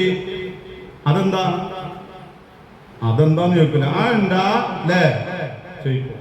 അപ്പൊ നമ്മൾ പറയാം അത് കുടുക്കാണ്. കുറച്ചേരം ഇങ്ങനെ ഓളിങ്ങനെ നോക്കിയിട്ട് പിന്നെ എന്താ പിന്നെയും ചോദിക്കും. അപ്പോഴും ഞാൻ പറയും എന്താ അത് കുടുക്കാണ്. പിന്നെയും ചോദിക്കും എന്താ. എത്ര വട്ടാണ് ഒരു കുട്ടി ചോദിക്കുക അല്ലേ? വണ്ടിയൊക്കെ ഇങ്ങനെ പോകുമ്പോ എന്താ കാണുന്നതൊക്കെ എന്താന്ന് ചോദിക്കും. ചെറിയ കുട്ടിയാവും. നമ്മൾ എത്ര പറഞ്ഞു കൊടുത്താലും ഓലത് ആവർത്തിച്ചു കൊണ്ടേയിരിക്കും. ഇതേ ഒരു അവസ്ഥയായിരിക്കും പ്രായമാവണം അല്ലേ? നമ്മുടെ പ്രായമുള്ള ഉമ്മ ഒന്ന് ചെന്നി വന്നോക്കട്ടെ, ഓർമ്മശക്തിക്ക് ഒരു ചെറിയ പെശക് വന്നോക്കട്ടെ. സുബ്ഹാനല്ലാഹ്, അല്ലാഹു നമ്മളെ കാക്കട്ടെ. ഇതൊക്കെ വലിയ വിഷമമുണ്ട്. ഉപരി ഇടക്കിനോട് വന്ന് പറയും, സാറേ ഓർമ്മ അങ്ങനെ പോവാണ്. ഒരുപാട് ദർശനും ഇൽമിനും അല്ലാഹുവിന്റെ പള്ളിക്കൊക്കെ വേണ്ടി നല്ലോണം സഹായിച്ച മനുഷ്യനാണ് അദ്ദേഹം. അദ്ദേഹത്തിന് നീ കാമിലായ ശിഫ കൊടുക്കണേ അല്ലാ, ആജിലായ ശിഫ കൊടുക്കണേ അല്ലാ. ഞങ്ങളിൽ ഒരാൾക്കും ഞങ്ങൾക്ക് നീ തന്ന അനുഗ്രഹം, ബുദ്ധിശക്തി, ഓർമ്മശക്തി റബ്ബേ നീ നിലനിർത്തണേ അല്ലാ. ഓർമ്മ പോയാൽ, ബുദ്ധിശക്തി നഷ്ടപ്പെട്ടാൽ, മറവി കൂടുതലായാൽ നമ്മെ ആർക്കും വേണ്ടി വരൂല. നമ്മെ എല്ലാവരും തള്ളും. ഇനി ആരും നമ്മെ തള്ളിയിട്ടില്ലെങ്കിലും നമ്മുടെ മനസ്സ് അങ്ങനെ പറഞ്ഞുകൊണ്ടിരിക്കും, ഇന്ന പോൾക്ക് കണ്ടുകൂടാ, ഇന്ന എന്റെ ഭാര്യക്ക് കണ്ടുകൂടാ, ഇന്ന എന്റെ മോൾക്ക് കണ്ടുകൂടാ, ഇന്ന എന്റെ പേരക്കുട്ടിയാക്ക് കണ്ടുകൂടാ. അത് കണ്ടുകൂടായ്മയല്ല, നമ്മുടെ മനസ്സ് അങ്ങനെ മന്ത്രിക്കുകയാ. നല്ലോണം നോക്കി നല്ലോണം ഭക്ഷണം കൊടുത്താലും അവരെ നാവ് കൊണ്ട് പറയും, ഇന്ന നോക്കുന്നില്ല. നോക്കാത്തതിന്റെ കേടല്ല, നമ്മുടെ ഓർമ്മ പെശകിന്റെ വിഷയാണ്. അതുകൊണ്ട് റബ്ബിനോട് നമുക്ക് ദുആ ചെയ്യാം. അങ്ങനെ കഷ്ടതകൾ അനുഭവിക്കുന്ന മുഴുവൻ ഉപ്പമാർക്കും സഹോദര സഹോദരിമാർക്കും അല്ലാഹു സലാമത്ത് കൊടുക്കട്ടെ. അങ്ങനെയുള്ള വിഷമങ്ങളിൽ അല്ലാഹു നമ്മെ പെടുത്താതിരിക്കട്ടെ. കസേരന്റെ പൈസ അല്ലാഹു അവർക്ക് ബർക്കത്ത് കൊടുക്കട്ടെ. ഒരു 150 കസാര വാങ്ങണോ? ഇപ്പൊ ഒരു 10-15 ആയിട്ടുണ്ട്, 20 അടുത്തായിട്ടുണ്ട്. അബ്ബാസാക്കാനത്തുന്ന ഒരു കവർ കണ്ടു, കസാരക്ക കവർ കാണുന്നതൊക്കെ കസര ബദരിയൊക്കെ നിർച്ചാക്കിയ തൈജിയിൽ പുത്തൂനല്ലേ. അൽഹംദുലില്ലാ, നിങ്ങൾ മറക്കൂന്ന് എത്തിയിട്ട് ഞാൻ ചോദിച്ചാൽ മറവി കൂടിയാലും പ്രശ്നമില്ല. അല്ല, അത് ബദരിയൊക്കെ കൊടുക്കാം, എത്ര ആണെങ്കിലും. 303 ഓക്കെ, 120 ഞാൻ കൊടുക്കട്ടോ. അള്ളാഹു സലാമത്താക്കട്ടെ. അള്ളാഹു ഓപ്പറേഷനുകളൊക്കെ സക്സസ് ആക്കട്ടെ.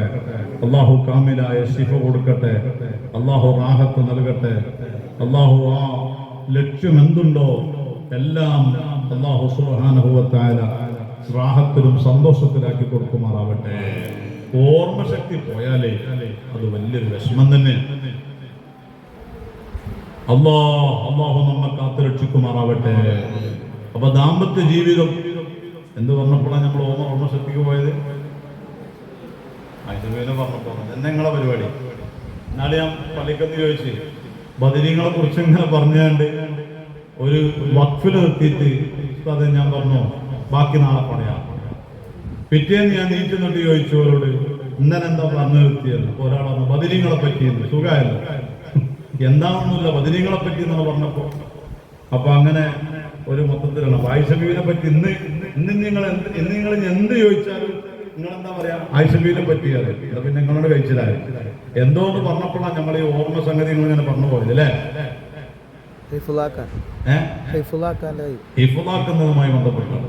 അപ്പൊ ആയിഷ ബീവി റളിയല്ലാഹു അൻഹായെ ഈ ചെറിയ പ്രായത്തിൽ കല്യാണം ചെയ്തതിന്റെ ഹിക്മത്ത്, അത് ഹിഫ്ളിനും ഇൽമു പഠിക്കാനുള്ള ഒരു കഴിവിനും ആ പ്രായമാണ് ഏറ്റവും നല്ല പ്രായം. അതുകൊണ്ട് ചെറിയ കുട്ടികളൊക്കെ അവരെ നല്ലോണം ഒരു 10ാം ക്ലാസ് വരെ മദ്രസയിൽ പഠിപ്പിക്കണം. ഇപ്പൊ ഇനി മദ്രസ തുറക്കണം, ഇനി ഇങ്ങനെ കേൾക്കാം, ഓള് വരുന്നില്ലല്ലോ, ഇവൻ വരുന്നില്ലല്ലോ, എന്റെ വലിയ കുട്ടിയായില്ലേ, എന്താ പിന്നെ സ്കൂൾ നിർത്ത്, അവിടെ എന്താ ചെറിയ കുട്ടിയാ അല്ലേ? അവിടെ ചെറിയ കുട്ടിയാവോ? സ്കൂളിൽ പോകുമ്പോ ചെറിയ കുട്ടി, മദ്രസയിൽ പോകുമ്പോ വലിയ കുട്ടി, അങ്ങനെ ഉണ്ടോ ഒരു കുട്ടിന്റെ സംഗതി? ഇല്ലേ. വലിയ കുട്ടിയാണെങ്കിൽ എല്ലായിടത്തും വലിയ കുട്ടിയാണ്. അപ്പൊ ഉമ്മ നമ്മൾ മനസ്സിലാക്കേണ്ട, വലിയ കുട്ടിയാവുമ്പോ തന്നെ ഇതൊക്കെ പഠിക്കേണ്ടതേ. ഒരു കുട്ടിക്ക് വലിയ കുട്ടിയാവുമ്പോ അറിഞ്ഞിരിക്കേണ്ട എന്തെല്ലാം ദീനിന്റെ കാര്യങ്ങളുണ്ട്.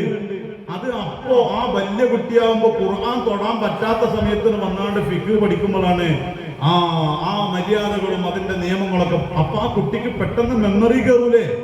അപ്പൊ നമ്മള് മദ്രസ 6ാം ക്ലാസ് മാർച്ച് എത്ര മാർച്ച് എത്തിയോ? എത്ര ക്ലാസ്സിൽ? 5 കഴിഞ്ഞില്ല. ഇനി എന്താ? അങ്ങനല്ല, നമ്മളെ മദ്രസ 10 വരെ ഇപ്പൊ ഓടുന്നുണ്ട്. ആ 10 വരെ എന്റെ കുട്ടി എല്ലാ ക്ലാസ്സിലും 10 വരെ പഠിക്കണം. ആ ഒരു താല്പര്യം ഉണ്ടാവും. ശരിക്കും +1 +2 ഒക്കെ വേണം. നമ്മുടെ ഈ കേന്ദ്ര മദ്രസായത് കൊണ്ട് അതൊക്കെ നമുക്ക് വേണം. അപ്പോ ചെറുപ്പത്തിൽ മദ്രസ നിർത്താൻ അയക്കരുത്. പഠിക്കാൻ ഹിഫ്ളാക്കാനുള്ള ഒരു പ്രായം അത് നമ്മുടെ കുട്ടിക്കാലാണ്. അത് കഴിഞ്ഞാൽ പിന്നെ ഒരുപാട് ഷുഗറുകളാവും, ബിസിയാവും. ഹിഫ്ളിരിക്കാനൊന്നും നമുക്ക് സമയം കിട്ടൂല. പിന്നെ കെട്ടിച്ചും മക്കളൊക്കെ ആയി കഴിഞ്ഞാൽ പിന്നെ കുട്ടികളെ പഠിപ്പിക്കേണ്ട തിരക്കിലേക്കാണ്. അപ്പൊ നമ്മൾ പഠിച്ച ഇല്ല. അപ്പൊ ഈ മദ്രസ നിർത്തുന്ന സാഹചര്യം ഉണ്ടായിരുന്നു. 22, 23, 24, 25 തീയതികളിൽ ഇവിടെ രാവിലെ 7 to 9 പുതിയ അഡ്മിഷന്റെ സംവിധാനങ്ങളുണ്ട് ഇവിടെ. ഈ മാസം 22 മുതൽ 25 തീയതി വരെ. അപ്പൊ 1ാം ക്ലാസ്സിലേക്കും മറ്റു ക്ലാസ്സുകളിലേക്കൊക്കെ ആർക്കെങ്കിലും ചേർക്കാനൊക്കെ ഉണ്ടെങ്കിൽ ഇൻഷാ അല്ലാഹ് ആധാർ കാർഡും അതുപോലെ പിന്നെ ബർത്ത് സർട്ടിഫിക്കറ്റും വെച്ചിങ്ങോട്ട് വരിക.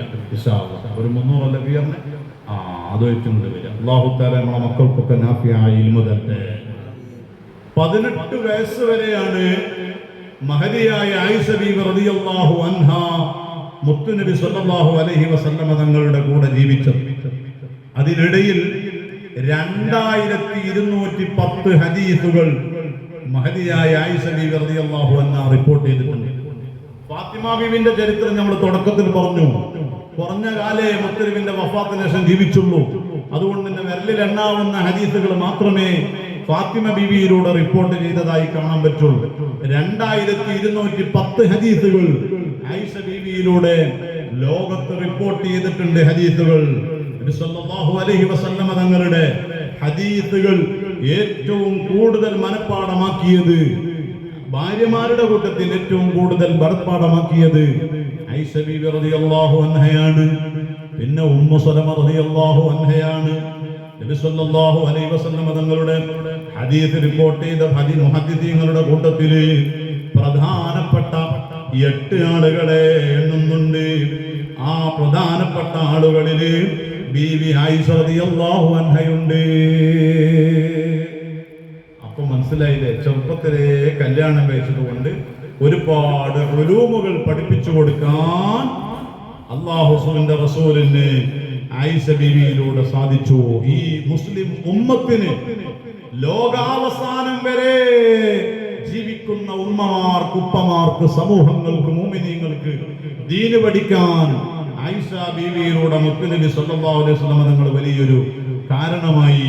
ആ നിക്കാഹും ദാമ്പത്യ ജീവിതവും ഒക്കെ മഹാനായ ഇമാം തബറാനി റളിയല്ലാഹു അൻഹു ഹാക്കിമൊക്കെ റിപ്പോർട്ട് ചെയ്യുന്നുണ്ട്. റളിയല്ലാഹു അൻഹുമാ ഇമാം സുഹരി റളിയല്ലാഹു അൻഹു പറയുന്നു, ലൗ ജുമിഅ ഇൽമു ആയിഷത ഇലാ ഇൽമി ജമീഇൻ നിസാഇ തഹാന ഇൽമു ആയിഷത അഫ്ദലു. ആയിഷ ബീവി റളിയല്ലാഹു അൻഹായുടെ ഇൽമു മറ്റു സ്ത്രീകളുടെ ഇൽമു ഒന്ന് അതേ നോക്കുമ്പോൾ ഏറ്റവും കൂടുതൽ മഹത്വമുള്ള ഇൽമ് ആയിഷ ബീവിയുടെ ഇൽമാണ് കേട്ടോ. ഫിഖ്ഹിന്റെ നിയമങ്ങൾ ആയിഷ ബീവിക്കറിയാം, തഫ്സീറുകൾ അറിയാം, എല്ലാത്തിലും വലിയ കഴിവാണ്. എന്തേ കാരണം? ചെറുപ്പത്തിലേ ഉള്ള ബുദ്ധി വല്ലാത്ത ബുദ്ധിയുള്ള കുട്ടിയായതുകൊണ്ടാ. മുത്തുനബിയോടെല്ലാം ചോദിക്കും ആയിഷ ബീവി റളിയല്ലാഹു അൻഹാ. എല്ലാം ചോദിച്ചു പഠിക്കും. അല്ലെങ്കിൽ ഈ ചോദിച്ചു പഠിക്കുന്നവർക്ക് ഇൽമുണ്ടാവും. ഒരു ചൊല്ലില്ലേ, ചോദിച്ച് ചോദിച്ച് സ്വർഗത്തിലേക്ക്, നാണിച്ച് നാണിച്ച് നരകത്തിലേക്ക്. നമ്മളെന്തെങ്കിലും കൽബിലുണ്ടാവും, നിസ്കാരത്തിനെ കുറിച്ച് എന്തോ ഒരു സംശയം. അപ്പൊ ചോദിക്കണം. അപ്പൊ എങ്ങനെ ചോദിക്കാൻ? മറ്റവരുണ്ടല്ലോ, ഓരുണ്ടല്ലോ. അങ്ങനെ ഒന്നും മടിച്ചു മടിച്ചു മടിച്ചു ഇങ്ങനെ ചോദിക്കൂല. ആ തെറ്റ് ജീവിതത്തിൽ അങ്ങനെ തുടരും. നാണിച്ച് നാണിച്ച് നരകത്തിലേക്ക്. ഇന്ന് ഒരാൾ ചോദിച്ചു മനസ്സിലാക്കിയിട്ട് അവനങ്ങനെ തിരുത്തലുകൾക്ക് വിധേയമായി അവന്റെ അമലുകളെല്ലാം സഹീഹായ നിലയ്ക്ക് സ്വർഗത്തിലേക്ക് എത്തും. അല്ലാഹു നമ്മെ സ്വർഗാവകാശികളിൽ ചേർത്തി അനുഗ്രഹിക്കുമാറാവട്ടെ. ഇൽമു പഠിക്കാനുണ്ടോ പ്രായം? ഇൽമു പഠിക്കാൻ പ്രായമില്ല. ഫാത്തിഹ സൂറത്ത് തെറ്റുകൂടാതെ ഓതണേ. 90 വയസ്സ് ജീവിച്ച ഒരു മനുഷ്യൻ നാളെ ആഖിറത്തിലെത്തുമ്പോൾ അവന്റെ നിസ്കാരത്തിൽ, അവൻ നിസ്കരിച്ചു നിസ്കാരത്തിന്റെ കൂട്ടത്തിൽ ഒരൊറ്റ നിസ്കാരവും ഏടിൽ കാണുന്നില്ല. ഉണ്ടാവും. എന്തേ കാരണം? ഗൈരിൽ മഗ്ലൂബി അലൈഹിം. ഗൈരിൽ മഗ്ലൂബി എന്നോർത്ത് മൗലൂബി ഗൈര് പോയി. ഉദാഹരണം പറഞ്ഞാൽ മതി. ഇതിൽ അങ്ങനല്ല. ഒരു ഗൈന് പോയി. ബിസ്മില്ലാഹിർ റഹ്മാനിർ റഹീം. റഹ്മാൻ എന്നുള്ളത് റഹ്മാനായി. ഹ പോയി, ബാ പോയി, മീം പോയി, ഹംസ പോയി. ഫാത്തിഹ സൂറത്തിലെ 155 ഹറഫുകൾ, അക്ഷരങ്ങൾ ഒന്ന് പോയാൽ ആ ഫാത്തിഹ സ്വഹീഹല്ല. അപ്പൊ നമ്മൾ എന്ത് ചെയ്യണം? ഖിറാഅത്ത് അറിയുന്ന നമ്മളെ കുടുംബത്തിലെ ഒരു മൂല്യരുണ്ട്. എന്റെ കുടുംബത്തിൽ ഒരു മൂല്യരുണ്ട്, ഫാത്തിഹ അറിയുന്ന മൂല്യരാണ്. നമ്മളെ മോനാണ്, പേരക്കുട്ടിയാണ്, ആരാവട്ടെ, ഓനെ മുന്നില് ഞാനൊന്ന് ഫാത്തിഹ ഓതട്ടെ, തെറ്റുണ്ടെങ്കിൽ വല്ലിപ്പാക്ക് പറഞ്ഞു തരണം, എന്നിട്ടൊരു ഫാത്തിഹ ഓലെടുത്ത് ഓതണം. അത് ആരുമില്ലെങ്കിൽ നമ്മള് ഒറ്റക്ക് ഓതണം, മൊബൈൽ എടുത്ത് റെക്കോർഡ് ചെയ്യണം. എന്നിട്ടൊരു ഫാത്തിഹ സൂറത്ത് നമ്മൾ ഒറ്റക്ക് ഓതാം, എന്നിട്ട് ഖുർആൻ തുറക്കുക, ആ ഫാത്തിഹ ഇങ്ങനെ കേൾക്കുക. അപ്പോഴാണ് അതിലുള്ള തെറ്റുകൾ നമുക്ക് തന്നെ തിരുത്താൻ പറ്റും. നമ്മൾ തന്നെ ഉസ്താദായാണ്, വേറെ ആരെങ്കിലും ഉപയോഗപ്പെടുത്തിയിട്ട് തിരുത്താൻ പറ്റും. നിങ്ങൾ നോക്കൂ, അങ്ങനെ തിരുത്താത്ത പക്ഷത്തോളത്തോളം അവന്റെ നിസ്കാരം സ്വഹീഹല്ല, ഫാത്തിഹ സ്വഹീഹല്ല. നമ്മൾ പറയോ ഞാൻ നിസ്കരിക്കുന്നു, ആരാ നിസ്കരിക്കാത്തത്? ആരുമില്ല.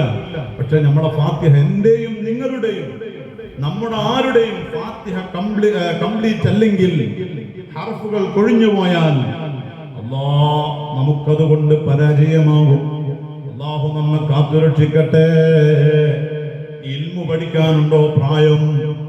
ഇൽമു പഠിക്കാൻ പ്രായമില്ല. അല്ലാഹു ഈ പഠിക്കാൻ വന്നപ്പോ നമ്മളൊക്കെ പഠിക്കാൻ വന്നല്ലേ, കേൾക്കാൻ വന്നല്ലേ അല്ലേ? ഇതൊക്കെ കേൾക്കാൻ വന്ന നമ്മൾ ഈ ഇരിക്കണ ഹൈദരാഖാന്റെ ഒക്കെ പ്രായത്തിലാണ്. എത്ര വയസ്സായി ഹൈദരാഖാൻ? 75 കഴിഞ്ഞു പോയി. നിങ്ങൾ 75 ഇങ്ങനെ പറയാണ് അല്ലേ, കഴിഞ്ഞു പോയി. എന്നാലും ആളിങ്ങനെ നല്ല ചുള്ളനാണ്, നല്ല ചൊറുക്ക കാണാം, ആരോഗ്യമുണ്ട്. അല്ലാഹു നിലനിർത്തട്ടെ. എന്തെല്ലാം വിഷമങ്ങൾ അദ്ദേഹം ഇപ്പോൾ അനുഭവിക്കുന്നുണ്ടോ, അതുപോലെ നമ്മൾ അബ്ബാസാക്കായാലും ഓരോരുത്തർക്കും ആ വിഷമങ്ങൾ, രോഗങ്ങൾ എല്ലാം അല്ലാഹു കാമിലായ ശിഫ കൊടുത്തു അല്ലാഹു അനുഗ്രഹിക്കുമാറാവട്ടെ. പ്രായമില്ല, പഠിക്കാം. ഏത് പ്രായത്തിലും നമ്മൾ പഠിക്കും, ഏത് പ്രായത്തിലും നമ്മൾ പഠിച്ചുകൊണ്ടേയിരിക്കണം.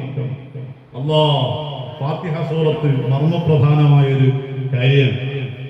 നമ്മുടെ എത്ര തിരക്കാണെങ്കിലും നിസ്കരിക്കണമല്ലോ, രോഗമാണെങ്കിലും നിസ്കാരം വേണമല്ലോ, നിന്ന് നിസ്കരിക്കാൻ കഴിക്കാത്തവൻ ഇരുന്ന് നിസ്കരിക്കണമല്ലോ, അതിനും പറ്റാത്തവൻ ചെരിഞ്ഞു കിടക്കണമല്ലോ, മലർന്നു കിടക്കണമല്ലോ. ആ കടത്തത്തിലും നിസ്കരിക്കുമ്പോൾ കണ്ണിന്റെ പോള കൊണ്ടെങ്കിലും ആംഗ്യം കാണിച്ച് നിസ്കരിക്കണമല്ലോ. തല കൊണ്ട് ആംഗ്യം കാണിക്കാൻ പറ്റിയില്ലെങ്കിൽ കൺപോളകളെ കൊണ്ട് ആംഗ്യം കാണിച്ച് നിസ്കരിക്കണമല്ലോ. കൺപോളകളെ കൊണ്ടും ആംഗ്യം കാണിക്കാൻ കഴിയാത്ത പക്ഷം മനസ്സിന്റെ ഉള്ളിൽ നിസ്കാരത്തിന്റെ സമയമാകുമ്പോൾ നിസ്കാരത്തിന്റെ പ്രവർത്തനങ്ങൾ ഇങ്ങനെ ഓർത്തുകൊണ്ട് നിസ്കാരം നഷ്ടപ്പെടുത്താൻ പാടില്ല. ലാ തസ്ഖുതു അൻഹു സ്വലാത്തു മാ ദാമ അഖ്ലുഹു സാബിതാ. ബുദ്ധിക്ക് സ്ഥിരതയുണ്ടോ നിസ്കരിച്ചോളണം. അല്ലാഹു നമ്മളെ നിസ്കാരക്കാരിൽ ചേർത്തി തരുമാറാവട്ടെ. അതിന് പറ്റുന്ന ഒരു അമൽ അല്ലെങ്കിൽ അത് സ്വീകാര്യമാകണമെങ്കിൽ ഉറപ്പാണ് ഫാത്തിഹ സൂറത്ത് പഠിച്ചോളണം. അപ്പോ ലോകത്ത് നമുക്ക് അതിനുള്ള അവസരങ്ങളൊക്കെ ധാരാളമാണ്. അല്ലാഹു നമ്മുടെ ഇൽമിൽ അല്ലാഹു ബർക്കത്ത് എത്തി തരുമാറാവട്ടെ. ഇരിക്കട്ടെ, മഹദി ആയിഷ ബീബി റളിയല്ലാഹു അൻഹയിലേക്ക് വരാം.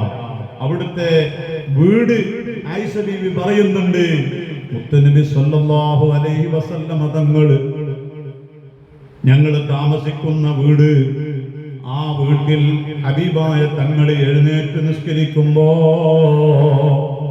ഞാൻ അവിടെ ഉറങ്ങുന്നുണ്ടാവും. എന്റെ കാല് മുത്തുനബി സുജൂദ് ചെയ്യുന്ന സ്ഥലത്താണെങ്കിൽ നബി തങ്ങൾ കാല് മാറ്റിയിട്ട് അവിടെ സുജൂദ് ചെയ്തിരുന്നു. എന്തേ? അത്രയും ചെറിയ കൂരയായിരുന്നു മുത്തുനബിയുടെ വീട്. പാവപ്പെട്ട ജീവിതമായിരുന്നു ഞങ്ങളുടേത്. ഹബീബായ തങ്ങള് ആ കാല് മാറ്റിയിട്ട് അവിടെ സുജൂദ് ചെയ്യാറുണ്ടായിരുന്നു. ഹസൻ ഇബ്നു അബിൽ ഹസൻ റളിയല്ലാഹു അൻഹു പറയാ, പ്രായപൂർത്തിയായി കൊണ്ടിരിക്കുന്ന സമയം ഞാൻ ലോക നേതാവ് മുഹമ്മദ് റസൂലുള്ളാഹി സ്വല്ലല്ലാഹു അലൈഹി വസല്ലമ തങ്ങളുടെ വീട്ടിൽ പോയിട്ടുണ്ട്. ആ പോകുന്ന സമയത്ത് വീടിന്റെ അകത്ത് ചെന്നാൽ ഞാനുമെല്ലാം ഇങ്ങനെ കയ്യൊന്നിങ്ങനെ ഉയർത്തി നോക്കുമ്പോ മുകളിൽ ഇങ്ങനെ ആ തട്ടിൽ എന്റെ കൈ ഇങ്ങനെ തട്ടിയിരുന്നു. എന്തൊരു ലാളിത്യ ജീവിതം, എന്തൊരു പാവപ്പെട്ട ജീവിതം. ആയിഷ റളിയല്ലാഹു അൻഹയുടെ വീട് എങ്ങനെയാ? അല്ലാഹുവിന്റെ റസൂൽ സ്വല്ലല്ലാഹു അലൈഹി വസല്ലമ തങ്ങള് ആയിഷ റളിയല്ലാഹു അൻഹായുമായി ജീവിതകാലത്ത് വല്ലാത്ത സ്നേഹത്തിലാ, വല്ലാത്ത സ്നേഹം. അവിടുന്ന് പറയുന്നുണ്ട് ആയിഷ ബീവി റളിയല്ലാഹു അൻഹയോട്, നബി സല്ലല്ലാഹു അലൈഹി വസല്ലമ തങ്ങൾ പറയുന്നുണ്ട്, ഉൻദുരി ഹാജതകി ഫത്ലുബിഹാ ഇലയ്യ. മോളെ ആയിഷ, എന്താണോ നിങ്ങൾക്ക് ആവശ്യമെങ്കിൽ ആ ആവശ്യം എന്നോട് പറയണം കേട്ടോ, അത് നിറവേറ്റി തരും കേട്ടോ. എത്ര വലിയ സ്നേഹമാണ് ആ വാക്ക്. നമ്മളെ ഭാര്യനോട് അങ്ങനെ പറഞ്ഞാല് അല്ലേ, പിന്നെ അങ്ങോട്ട് വരും ഒരു വലിയ ലിസ്റ്റ് അല്ലേ.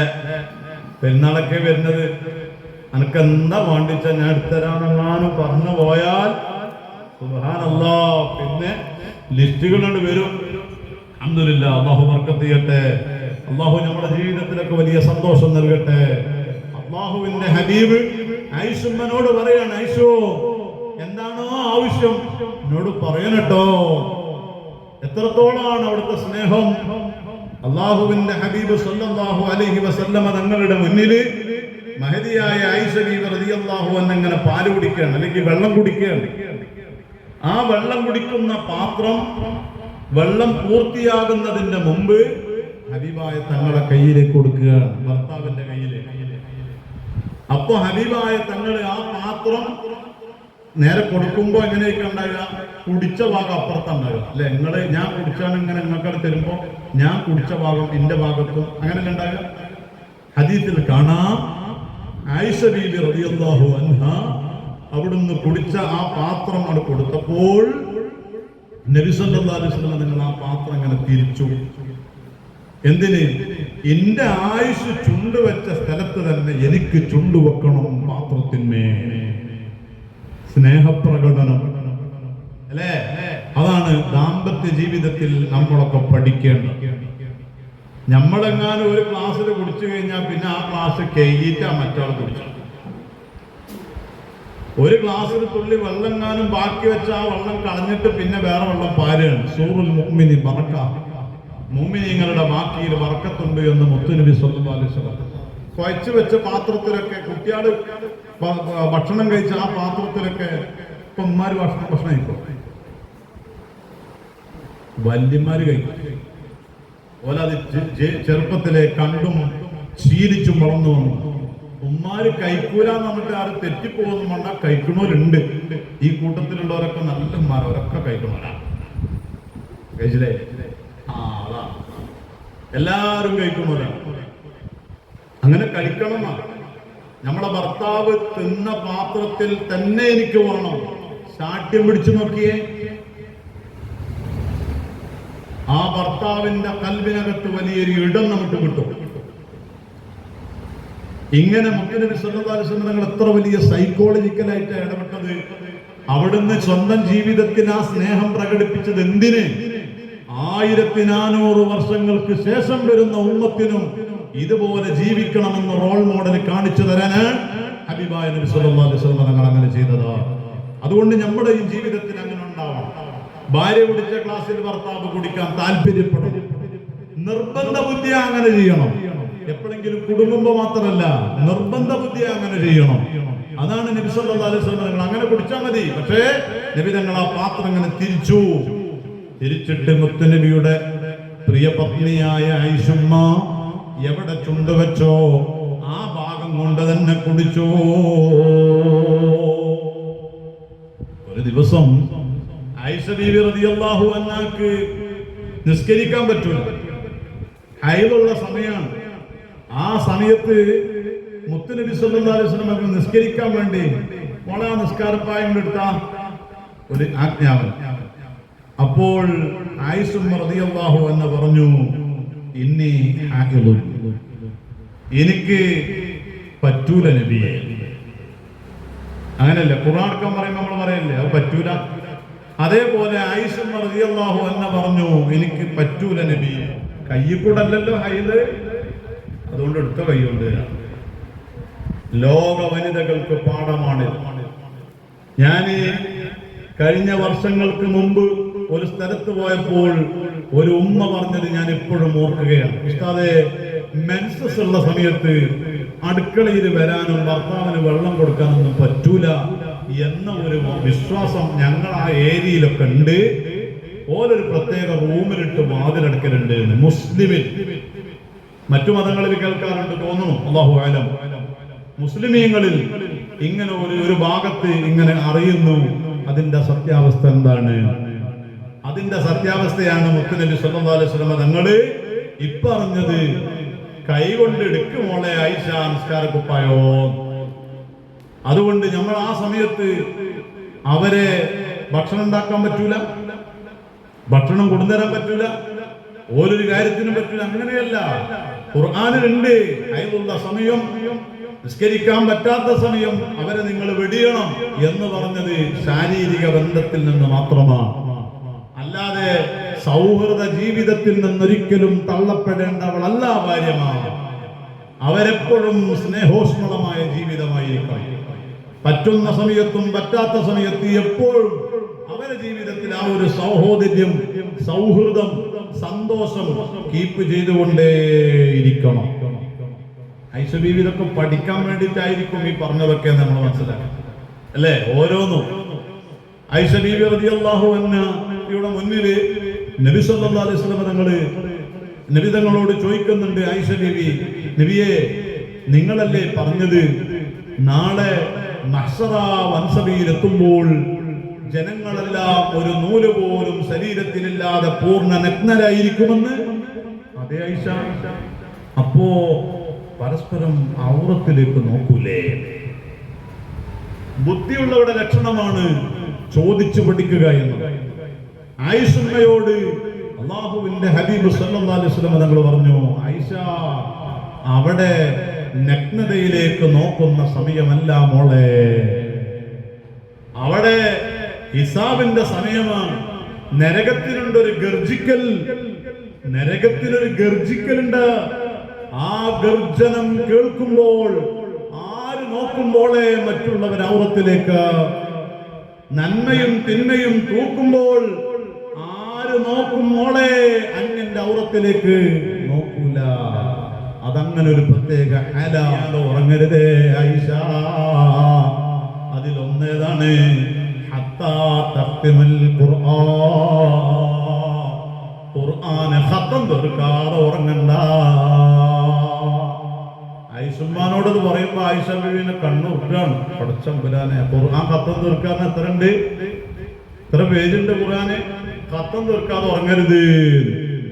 രണ്ടാമത് ഹത്താ തജഅലിൽ അംബിയാ ലകി ശുഫആ യൗമൽ ഖിയാമ, അന്ത്യനാളിൽ അംബിയാക്കളുടെ നിങ്ങളുടെ ശുപാർശ, അതേ അവരുടെ ശുപാർശ കിട്ടിയെന്ന് ഉറപ്പുവരുത്താതെ ഉറങ്ങരുതേ. അംബിയാ മുർസലീങ്ങളുടെ ശുപാർശ കിട്ടിയെന്ന് ഉറപ്പുവരുത്തിയിട്ടേ മോളെ ഉറങ്ങാൻ പറ്റുള്ളൂ. രണ്ട്. മൂന്നാമത്തത് ഹത്താ തജഅലി ലിൽ മുസ്ലിമീന റാദീന അൻകി, ലോക മുസ്ലിമീങ്ങൾ നിങ്ങളെ തൃപ്തിപ്പെട്ടിട്ടല്ലാതെ, ആ ലോക മുസ്ലിമീങ്ങളെ തൃപ്തിപ്പെടുത്തിയിട്ടല്ലാതെ ഉറങ്ങരുതേ. നാലാമത്തത് അവിടുന്ന് പറഞ്ഞു ഹത്താ തഫ്അലി ഹജ്ജത്തൻ വഉംറ, പൂർണ്ണമായ ഒരു ഹജ്ജും ഒരു ഉംറയും ചെയ്യാതെ ഉറങ്ങരുതേ ആയിഷ. ഇത് പറഞ്ഞ് നബി സല്ലല്ലാഹു അലൈഹി വസല്ലം തങ്ങൾ തന്റെ മുസല്ലയിലേക്ക് അങ്ങ് തിരിഞ്ഞ് നിസ്കരിക്കാൻ തുടങ്ങി. നീണ്ട നിസ്കാരം. ആയിഷ റളിയല്ലാഹു അൻഹാ ഒരല്പനേരം തരിച്ചുപോയി. എന്താ ഈ കേട്ടത്? ഹജ്ജ് ചെയ്യാൻ പറഞ്ഞത് ഇന്ന് രാത്രി. ഹജ്ജിന് മാസം തന്നെ ദുൽഹിജ്ജ മാസല്ലേ ഉള്ളൂ. എങ്ങനെ എല്ലാ ദിവസവും ഹജ്ജ് ചെയ്യാതെ ഉറങ്ങരുത് പറഞ്ഞാൽ എന്താ ഈ പറഞ്ഞത്? ഉംറ ചെയ്യാതെ ഉറങ്ങരുത്, ഖത്തം തീർക്കാതെ ഉറങ്ങരുത്, അംബിയ മുർസലീങ്ങളുടെ ശുപാർശ കിട്ടാതെ ഉറങ്ങരുത്, മുസ്ലിമീങ്ങളുടെ പൊരുത്തം കിട്ടാതെ ഉറങ്ങരുത്. ഈ 4 കാര്യങ്ങൾ ആയിഷ റളിയല്ലാഹു അൻഹയുടെ മനസ്സിലിങ്ങനെ അരട്ടിക്കൊണ്ടിരുന്നു. എന്താണ് ഇതിന്റെ മറുപടി അറിയില്ല, എന്താണ് ചെയ്യേണ്ടതെന്നറിയില്ല. മുത്തുനബിയുടെ നിസ്കാരം കഴിയും വരെ ആയിഷ ബീവി കാത്തിരുന്നു. കടന്ന ഉറങ്ങോ? അതുകൊണ്ട് ഉറങ്ങിയില്ല. അസ്വസ്ഥതയായില്ലേ? അത് അറിയണ്ടേ എന്താണ് ഇതിന് ചെയ്യേണ്ടതെന്ന്. അങ്ങനെ മുത്തുനബിയുടെ നിസ്കാരം കഴിഞ്ഞ് മുത്തുനബി സല്ലല്ലാഹു അലൈഹി വസല്ലം തങ്ങൾ വന്നു. ആയിഷ ഉറങ്ങിയില്ലേ? ഇല്ല, ഉറങ്ങിയില്ല. ഉറക്ക് വരുന്നില്ല. എന്തിയേ? നേരത്തെ പറഞ്ഞ 4 കാര്യങ്ങൾ എന്റെ മനസ്സിൽ ഇങ്ങനെ അലട്ടിക്കൊണ്ടിരിക്കാൻ. അള്ളാഹുവിന്റെ ഹബീബ് ഒരു പുഞ്ചിരി. ഓ, അതുകൊണ്ട് ഇങ്ങനെ കുടുങ്ങിയിരിക്കല്ലേ? പറഞ്ഞു തരാമോളെ, പറഞ്ഞു തരാം. ലോക മുസ്ലിമീങ്ങളോടാണ് ആ ഉപദേശം. അല്ലാഹുവിന്റെ ഹബീബ് പറഞ്ഞു, ഇദാ ഖറഅതി ഖുൽ ഹുവല്ലാഹു അഹദ് ഫകഅന്നകി ഖതംതിൽ ഖുർആൻ. ഹദീസുകളിലെ ഖുൽ ഹുവല്ലാഹു അഹദ്, അത് സൂറത്ത് ഖുർആനിന്റെ 3-1. ഒരു തവണ ഖുൽ ഹുവല്ലാഹു അഹദ് ഓതിയാൽ 10 ജുസ് ഓതിയതിന്റെ കൂലിയാണ്. രണ്ടാമതൊരു തവണ ഓതിയാൽ 20 ജുസ് ഓതിയതിന്റെ കൂലിയാണ്. മൂന്നാമതൊരു ഖുൽ ഹുവല്ലാഹു അഹദ് ഓതിയാൽ അതേ 30 ജുസ് ഓതിയതിന്റെ കൂലിയാണ്. അതുകൊണ്ട് ആയിഷ, രാത്രി കിടന്നുറങ്ങുന്നതിന് മുമ്പ് ഒരു 3 ഖുൽ ഹുവല്ലാഹു ഓതിക്കോ. എങ്കിൽ ഒരു ഖത്മുൽ ഖുർആനിന്റെ കൂലിയാണ്. അല്ലാഹു ഉറങ്ങുന്നതിന്റെ മുമ്പ് ഇന്നു മുതൽ അല്ല, പല ഉമ്മമാരും ഇത് ശീലിച്ചു പോരുന്നവരായിരിക്കാം. അല്ലെങ്കിൽ ഇനി ഇവിടുന്ന് അങ്ങോട്ട് എല്ലാ രാത്രിയിലും ഉറങ്ങും മുമ്പും ഒരു 3 ഖുൽ ഹുവല്ലാഹു അഹദ് ഓതി പൂർണ്ണമായ ഖുർആനിന്റെ ഖത്മിന്റെ കൂലി കിട്ടി ഉറങ്ങുന്നവരിൽ അല്ലാഹു നമ്മെ ചേർത്തി തരുമാറാവട്ടെ. അതിന് നമ്മൾ ഓതണം ഖുൽ ഹുവല്ലാഹു അഹദ് ഓതുക. നിസ്കരിക്കാൻ പറ്റാത്തൊരു ഓതണ്ട, ഖുർആനാണ്, ഓതരുത്. അപ്പൊ അള്ളാഹുവിന് നമ്മളെ അവസ്ഥ അറിയാലോ. ശുദ്ധിയുണ്ടോ? ഓതണം. ഓതണമെങ്കിൽ ഒളു വേണ്ട ആവശ്യമല്ലല്ലോ. പക്ഷെ കിടന്നുറങ്ങുമ്പോ ഒളു ഉണ്ടാക്കിയിട്ടൊക്കെ കിടക്കുക എന്ന് പറഞ്ഞാൽ ശുഹദാക്കളെ ദറജ കിട്ടാൻ വലിയ സമഭാഗമെന്ന് ഹദീസുകളിലൊക്കെ കാണാൻ പറ്റും. ഏതായാലും 3 ഖുൽ ഹുവല്ലാഹു അഹദ് ഓതുക. ഇനിയിപ്പോ ചില ആൾക്കാർക്ക് ഇങ്ങനെ തോന്നിയാവല്ലേ, റമദാനിന് ഇങ്ങനെയാണെങ്കിൽ അല്ലേ ഖത്തം തീർക്കാൻ പെട്ടെന്നുണ്ടല്ലോ എന്ന്. 3 ഖുല്ലല്ലാഹു ഓതിയാൽ മതിയല്ലോ, ഖത്തം തീരുമല്ലോ. ആ തീരും, കൂലിട്ടു. പക്ഷേ പൂർണ്ണത കിട്ടണമെങ്കിൽ എന്തെന്നെ വേണം? അത് A to Z വരെ ഓതന്നെ വേണം.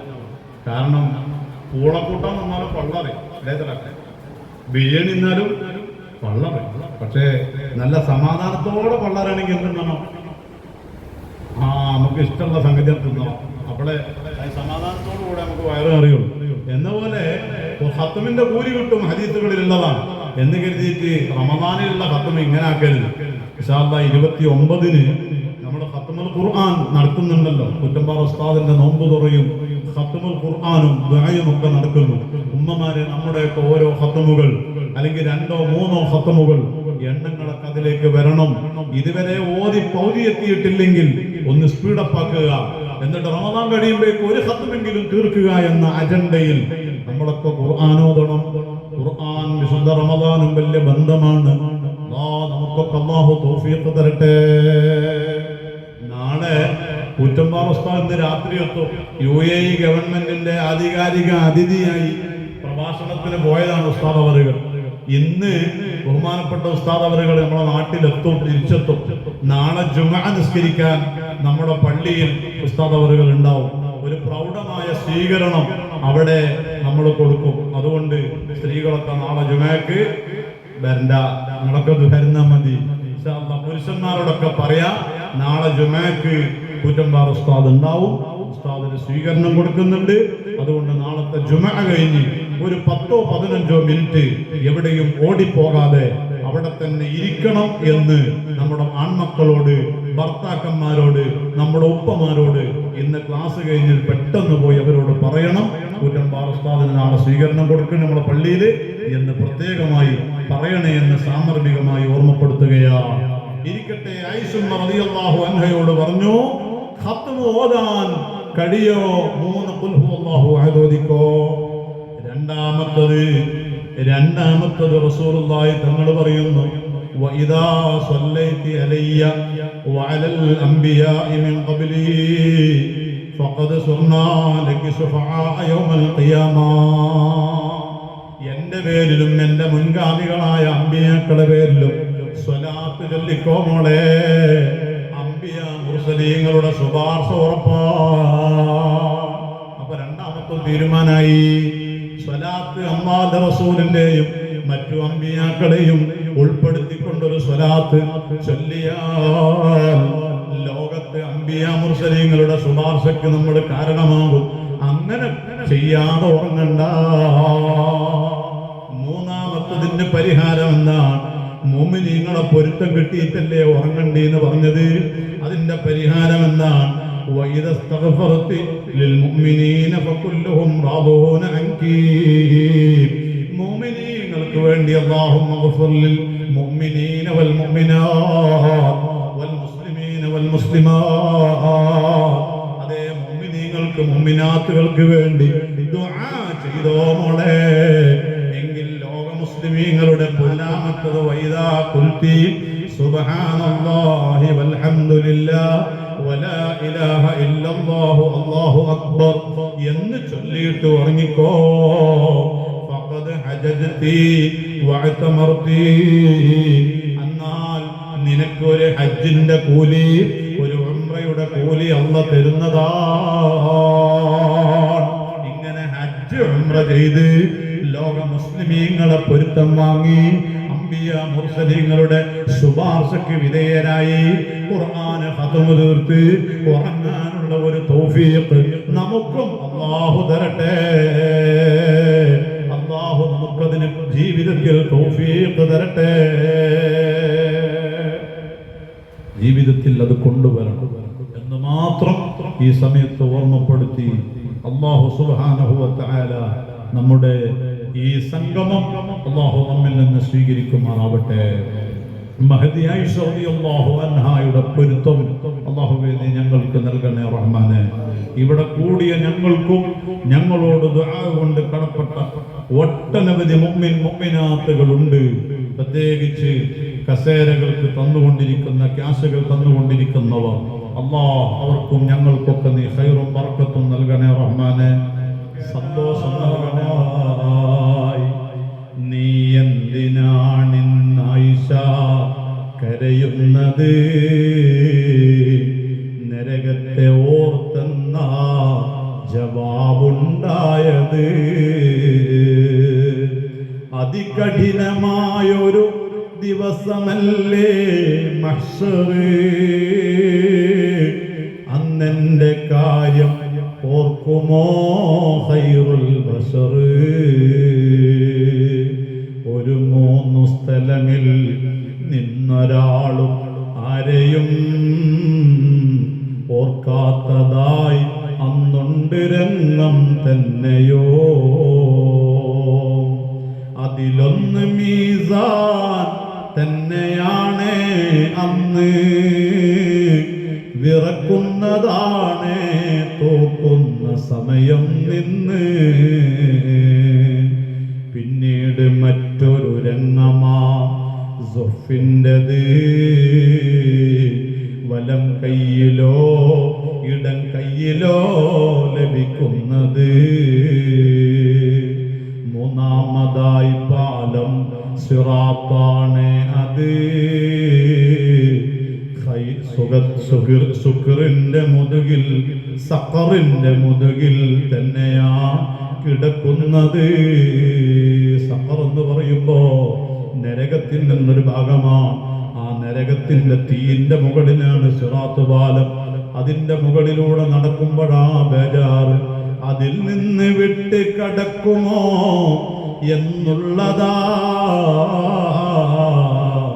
ഇത് നീ അബൂദാവൂദ് നോക്കതിലുള്ളതാ. ഇവിടൊക്കെ ലക്ഷ ലഭിക്കലേറ്റം ഭാഗ്യമാ, അല്ലാത്ത ഭാഗ്യം മുഴുവനും നിർഭാഗ്യമാ. അതുകൊണ്ടൊരൽപ്പം സമയവും കളയാതെ നബിമേൽ സ്വലാത്ത് നീ ചെയ്യണേ തഴയാതെ. അല്ലാഹു അനുഗ്രഹിക്കട്ടെ, അല്ലാഹു തൗഫീഖ് തരട്ടെ.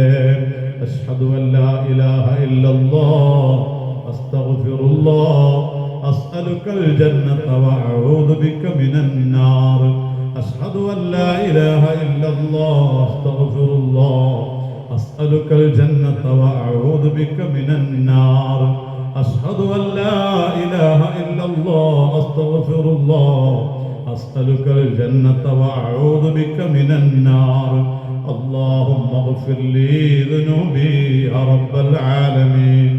اللهم اغفر لي ذنوبي يا رب العالمين. اللهم اغفر لي ذنوبي يا رب العالمين.